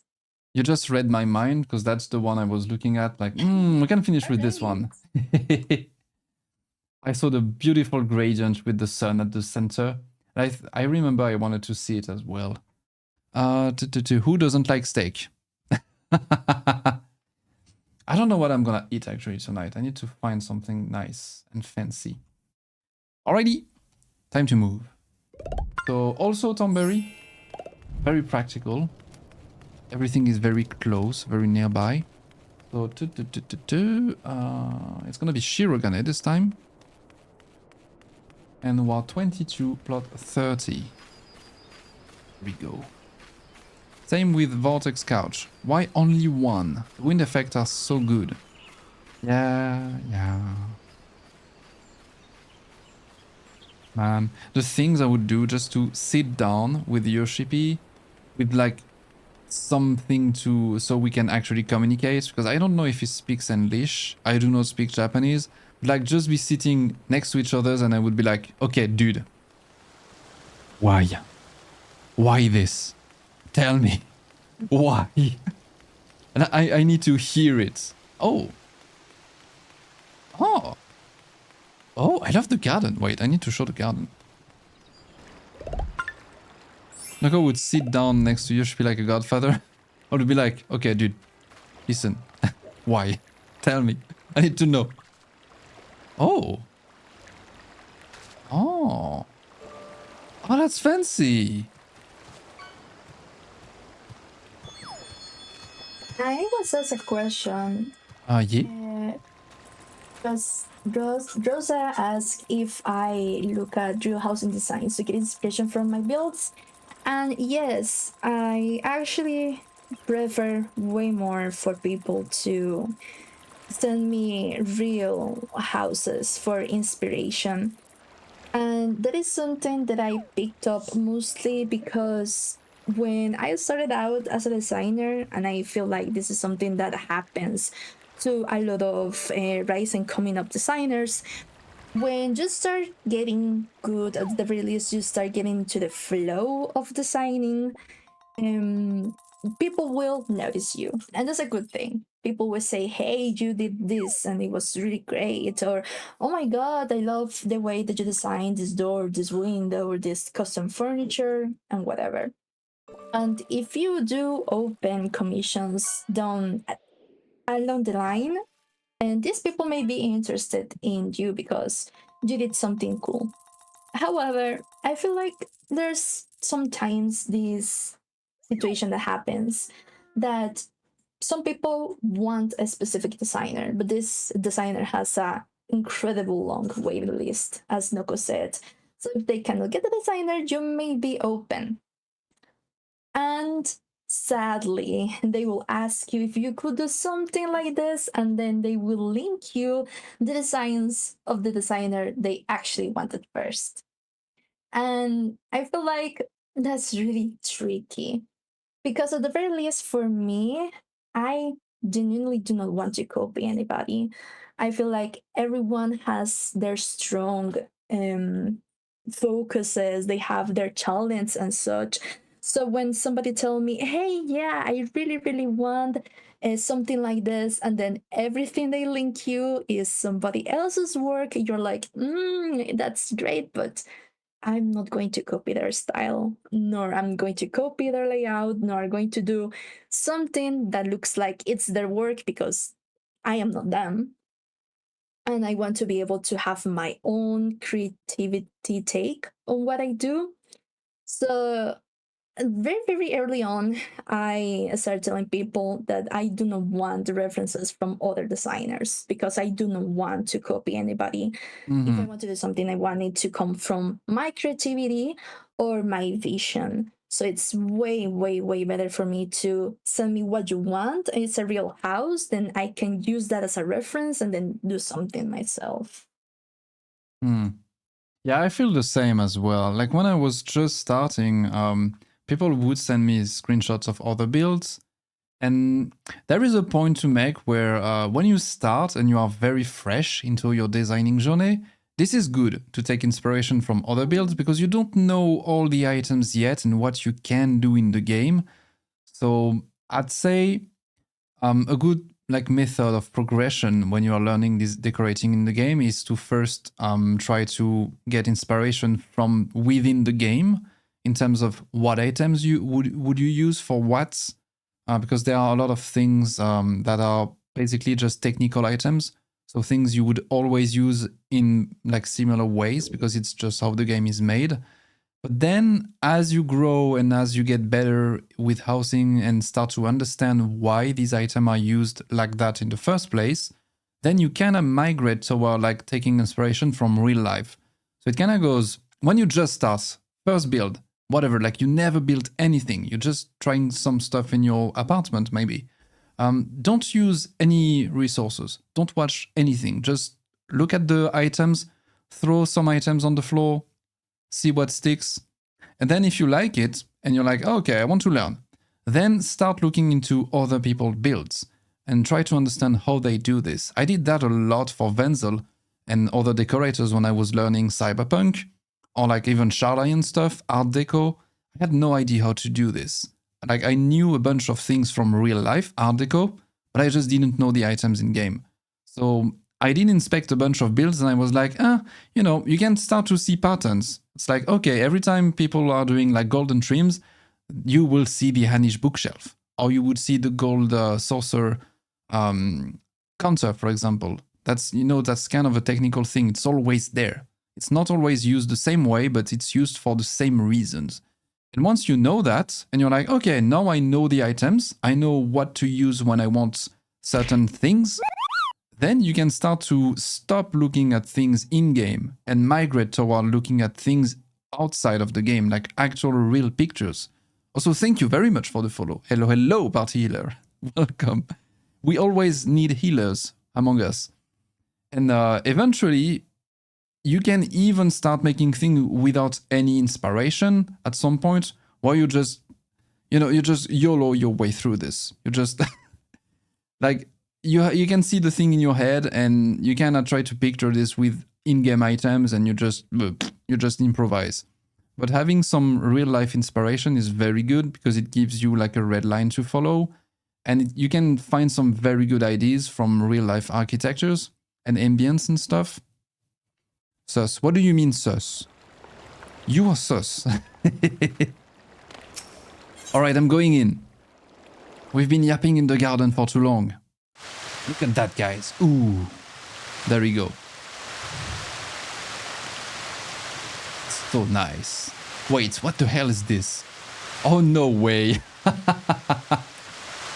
You use the tombstones.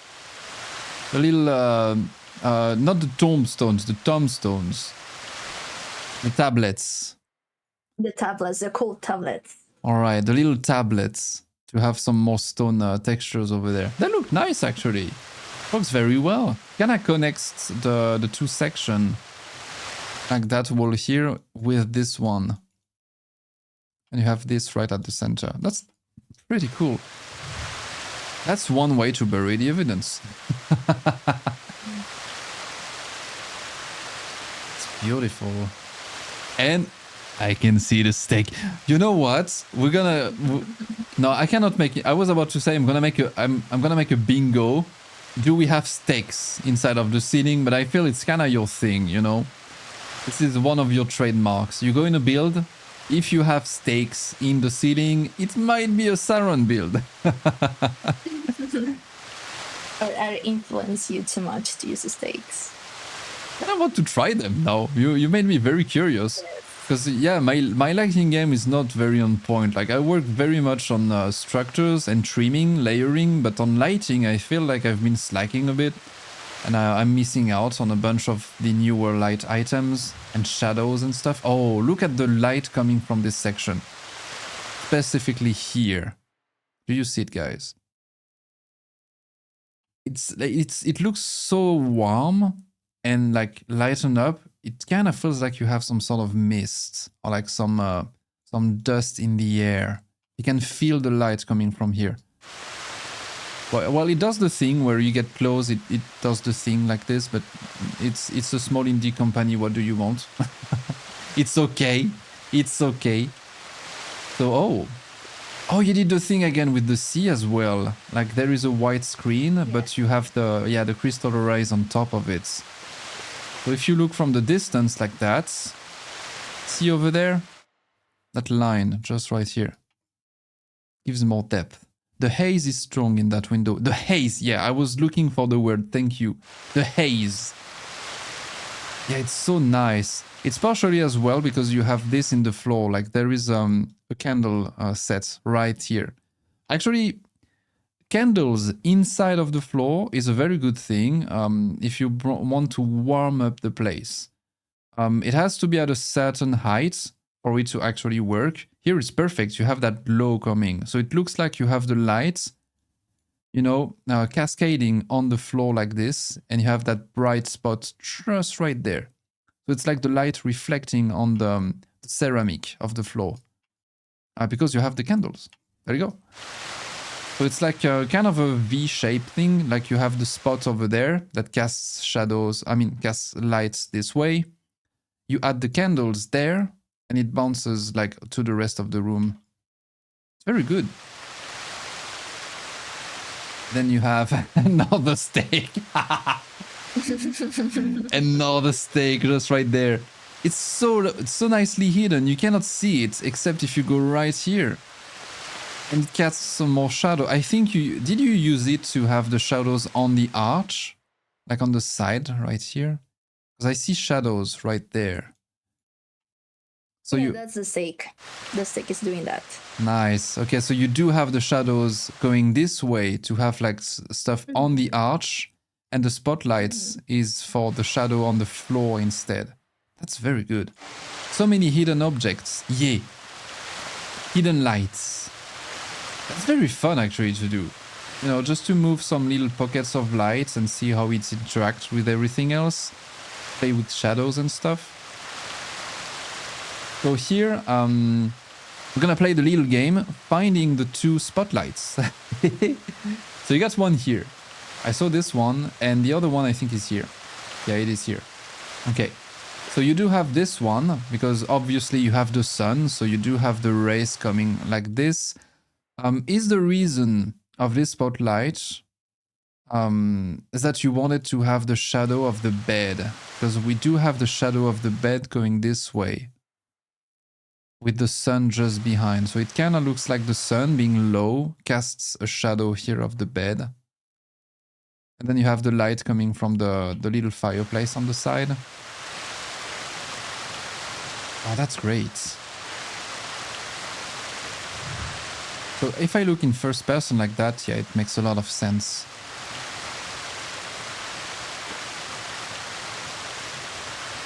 It's good. We could say we are eating good with Saran. Yeah, we are eating very well. However, the bingo. We didn't get the bingo. We didn't get many bingos. I will need to make a Saran bingo. So the steak. Yes, Dun, you dun, need to dun. make one for me. We need the steak. We need the 2 spotlights. We need. Oh, wait. Okay, never mind. I'm gonna close this. Look at that. I didn't pay much attention to the entrance, but look at this entrance. Such a nice entrance. I love what you did with the flooring here to have the little separations between the planks. It's the top of... what is this actually? Is it the top of the... Wait, what item is this? You're seeing it right away. Wait. It's the scroll cabinets? Yes. Oh, I thought it was thicker than that. Like when you stand on it like this, you know, it kind of looks like the shape of a low bookshelf. I thought it was larger than that. Oh, okay. Ah. The texture of this item is so nice, by the way. I love the wood of the scroll cabinets. It's very clean. It reflects lights in a very nice way as well.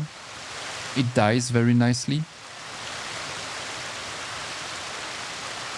The kitchen is great too. Yeah, let's check the kitchen actually.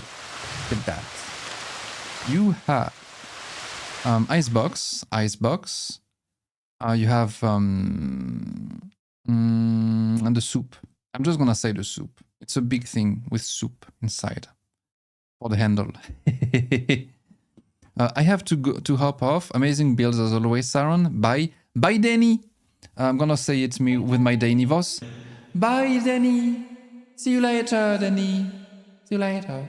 Also, send me pictures of the little fella. Danny adopted a cat that was just on her porch not long ago. He's so cute. We need more pictures. Please. Oh my god, that's adorable. Will do. I'm gonna adopt 2 cats very soon. We are trying to find them, but it's a bit difficult. I need my 2 cats. I want my cats now that I have space. Alright, so then you have steel locker. Steel lockers, we got 2 of these. We got 2 more back then. So you got 4 steel lockers in gray. Then you have 2 in black here, and you got an aquarium. Tier 1 metal aquarium right there. And this is the Gordian bench for that section. That thing is very popular for kitchen. It's very good. You can also use that for, like, let's say steampunk builds, you know, like you can use it at the top of a door, for example, because of the pipes and stuff. And if you turn it around, you also have little gears working, like, and turning on the sides. I don't think it's on both Guardian benches because you have 2 versions of this one. But yeah, it's a very good item for either steampunk stuff or like to make very good looking oven like one like that. Then you have what the hell is this? Huh? You know, Danny actually asked me the same thing. Hell is this? Looks like a thing you would attach a ham, like a big piece of ham on it. Wait, I don't know what this is. Never seen that. What? Wait. Huh? Is it from the thing with all the plates? And it's like on the side of it? Ah, I see. Sneaky Saran, huh? Yes. Okay, it comes with the plates and the glasses as well. Okay. Ah. Okay. Yeah, that's the first time I see this. I didn't know this item. Might be actually not that recent, because I think you did this build a couple months ago? Weeks ago? No, it's been some time, right? It's like 3 months more or less. But it was when they added the leg of prosciutto. I don't know if I'm saying that right. Looks nice.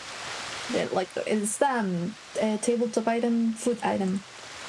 So that's how it looks when you actually eat the leg. Ah, okay. I see. Interesting.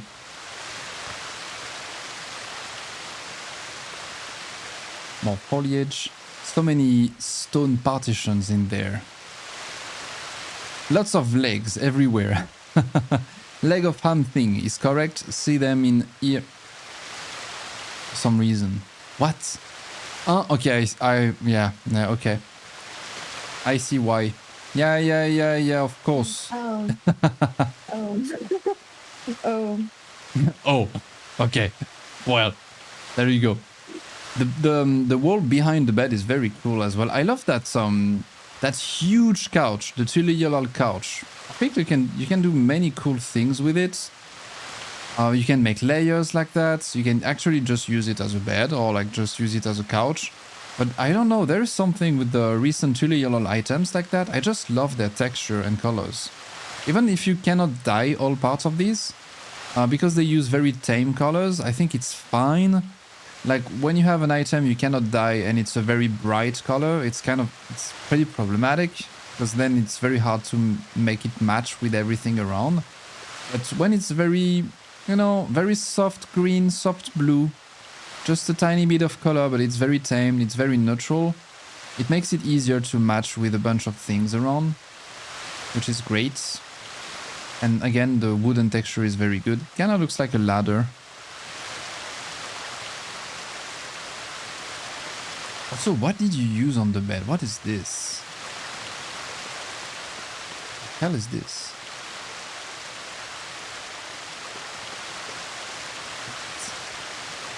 Oh, that is from the bed as well, like the cabin bed. Ah. I already did up. Actually, if you just found out another happy mistake that layers up perfectly with the normal bed one, the double bed, white one. It's a happy accident. Yeah, the double feather bed and the thingy there is the cabin bed. So it layers up. Really nice. Yeah, that's great. Looks super nice.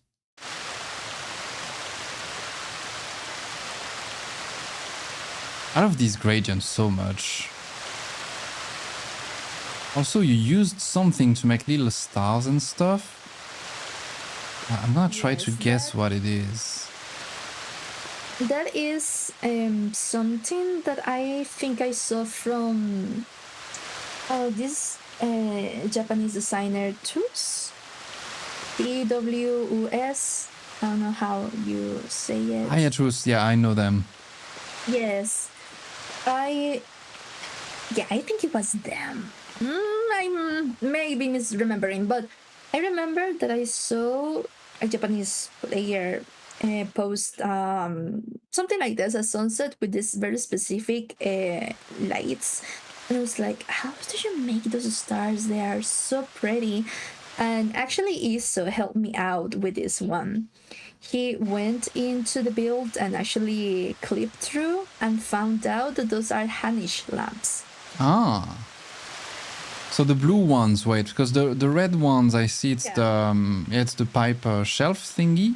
Yes, the pipe. And the blue Yes. one, okay, I see, yeah, I see the backside Yeah, of it's it. the Hanish ones. And I was like, oh my god, that's insane. They literally just used them for that one tiny little dot. And he told me, yes, those are Hanish lamps. I was like, oh my god. And that just kind of changed my brain chemistry for some reason. So I started using them along with those shelves too. For those very specific stars. Another very good fireplace with steak in there. The steak there. Another steak. One day you're gonna surprise us and use a steak for the steak in the kitchen or something. You're gonna make a oven and have the steak visible inside. I'm gonna make a forest build and, you know, a little camp with the actual steak as a fireplace thingy. Fire bonfire thingy. Saran Steakhouse. you need to make a steakhouse. You guys are giving me so many ideas. Actually, the craziest idea I have right now, and that's only because I went to watch the movie yesterday, Iron Lung, if you know the game, the horror game, and Markiplier made a movie out of that. Yeah, I want to watch the movie actually. I saw the game. It's great. Yes, I actually really like the game itself, and the movie was great, so that was great. And for a moment, I stopped myself in the tracks and was like, if I make the submarine. In Final Fantasy 14, I was like, what if I try to do that? Oh my god, no, that's gonna be insane. But what if I try to do that? So, I don't know, that's gonna take some convincing because I don't think I can make certain things in Final Fantasy 14, but the idea is in my mind. That's that crazy idea. It's in my mind. I don't know what I'm gonna do with that. That's a fun idea. Do you think you can make even the screen with like the picture of the eye? I don't know. That's what I mean. Like, I think we have the furniture to make the inside of a submarine. I know we can do that. But I'm not sure how I will be able to do the console because the console has, you know, the coordinates of where you are in the map. So creating those numbers in green may be a little bit of pain, you know. Yeah. Mostly because the console is, you know, a table and making those numbers specifically appear. Yeah, I see that is what is holding me back because I feel like that may be really hard to do. And the actual screen itself, where you take the photos, it will have to be just, you know, some sort of window. I don't think I will be able to recreate the monsters they see inside. But I feel like the submarine may be possible. But I was thinking, you know, people will always want to clip out of the build, so they will want to clip out of the submarine. What happens if you clip out the submarine and you actually end up in a red hell? So, you know, I make everything outside like a red. That's big brain. Oh, you need to do that. Big brain. That's You need to amazing. do that. Oh, you can use it's the skull of the big fish, the big maw. Oh my god, that's you are almost you are big brain too. I haven't thought of that, but that's amazing as well. Yes, I was thinking that will actually be amazing. So you would leach out and you would get a surprise, like kind of like a secret sort of room. But and with the slot, I think it wouldn't be too much of a problem to do. Like you could even do it in a small, probably. Yes, so I am playing with idea. I am toying with idea. I will get back to you guys if I actually go through it. But I feel that will be really fun, honestly. Yeah, and you could use a female Lalafell mannequin with a Reaper scythe and a fat cat minion as the scent. You want to have Alora as the monster in the sea? Oh, that sounds fair. Yeah, that would be quite scary. Like you get out of the thing and you see Alora with the scythe, like hehehe. But nice. But yeah, I think, let me see. Yeah, it's getting a bit late. My pizza is on the way. I ended up just ordering a pizza in the end. So Great. yeah, I think I'm gonna leave it here. It's been a bit more than 3 hours ish, something. We still have a couple more builds from you, so maybe I will just go there next week to fill out a bit. I don't have many houses on my list right now. I have a couple ones, so I can keep more of you on the side. But thank you again for joining us today. That's very kind of you. That's very cool. We had a nice little vibing moment. We got to pick a little bit in your brain. We learned that stakes are an S tier housing item, actually. We need to invest in stakes. Side pieces, nice. Yeah. But yeah, I'm gonna try to use the stakes as well. Like, I can see why you use them very often. I was not aware of the whole interacting with other items part of the thing. I was just using light as, you know, just light, but without thinking much about the shadows. And that's a very good trick. So I hope you guys in chat learned some very fancy tricks today, especially with lighting.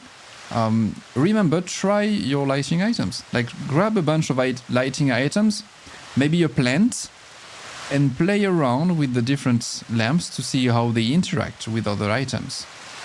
Thank you both for the stream today. Thank you for being there. And yeah, if you are new, for the new fellas in chat right now, we are doing this every Monday. Next Monday, we have another build from Midorats in EU. Is Mido there? I don't know if Mido is there. I'm gonna do a shout out just in case. On the French side of housing, she does housing tours mostly the morning during the weekend, and she builds a bunch of things. So there you go.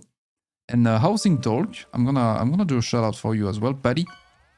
Also, we need to do another one together. It's been a while since the last time we streamed together, Izo. It makes me sad. Come back. So yeah, if you want to see housing stuff, or either, you know, just Izo and Alora taking very questionable decision in Baldur's Gate 3, aka just deciding to killing everyone, you can go there. Yes, man, it's me. I've been so busy. Yeah. I know you've been very busy recently. It's fine. But yeah, I'm gonna run. I'm gonna run and go. Because yeah, the food arrives in like 5 or 10 minutes, so I need to get ready. I'm still in my pajama, because of course, that's the the problem of working from home. You just leave in your pajamas, guys. Thank you for the stream. Thank you, KitKat. And see you guys later. So yeah, every Monday we do this. The rest of the week, so next Thursdays and next Sunday, I might just continue to play Resident Evil. I do play random other games the rest of the week, and the Monday is basically the Final Fantasy XIV day. But sometimes, if I don't have another game to play on the side, I would just stream content, like on Thursdays and during the weekend. I would do like leveling stuff. A bit boring, but we vibe. It's 10 p.m, I gave up already. It's fine, then you can just stay in your pajama and it's normal at that time. But yeah, okay. I'm running away. Thank you, Saran, very much for being there. If you guys want to see what she does, I'm gonna give you the page. There you go. So you can follow her over there. That's her Twitter. And you also have a link tree where everything is. So you can find everything here as well. So definitely go follow Saran. Recently, she posted a bunch of guides as well on how to create ambience and stuff and play with lighting. So if you look at her recent posts on X, you will find them. And you can learn a bunch of things from this. Time for stream. See you around. See you guys. And yeah, okay. Bye-bye. I'm sending you to... I'm gonna raid... I'm gonna raid Meoni. Because I never raided Meoni in the past. So we're gonna do it first time. I'm gonna raid Meoni, guys. Okay. Bye-bye.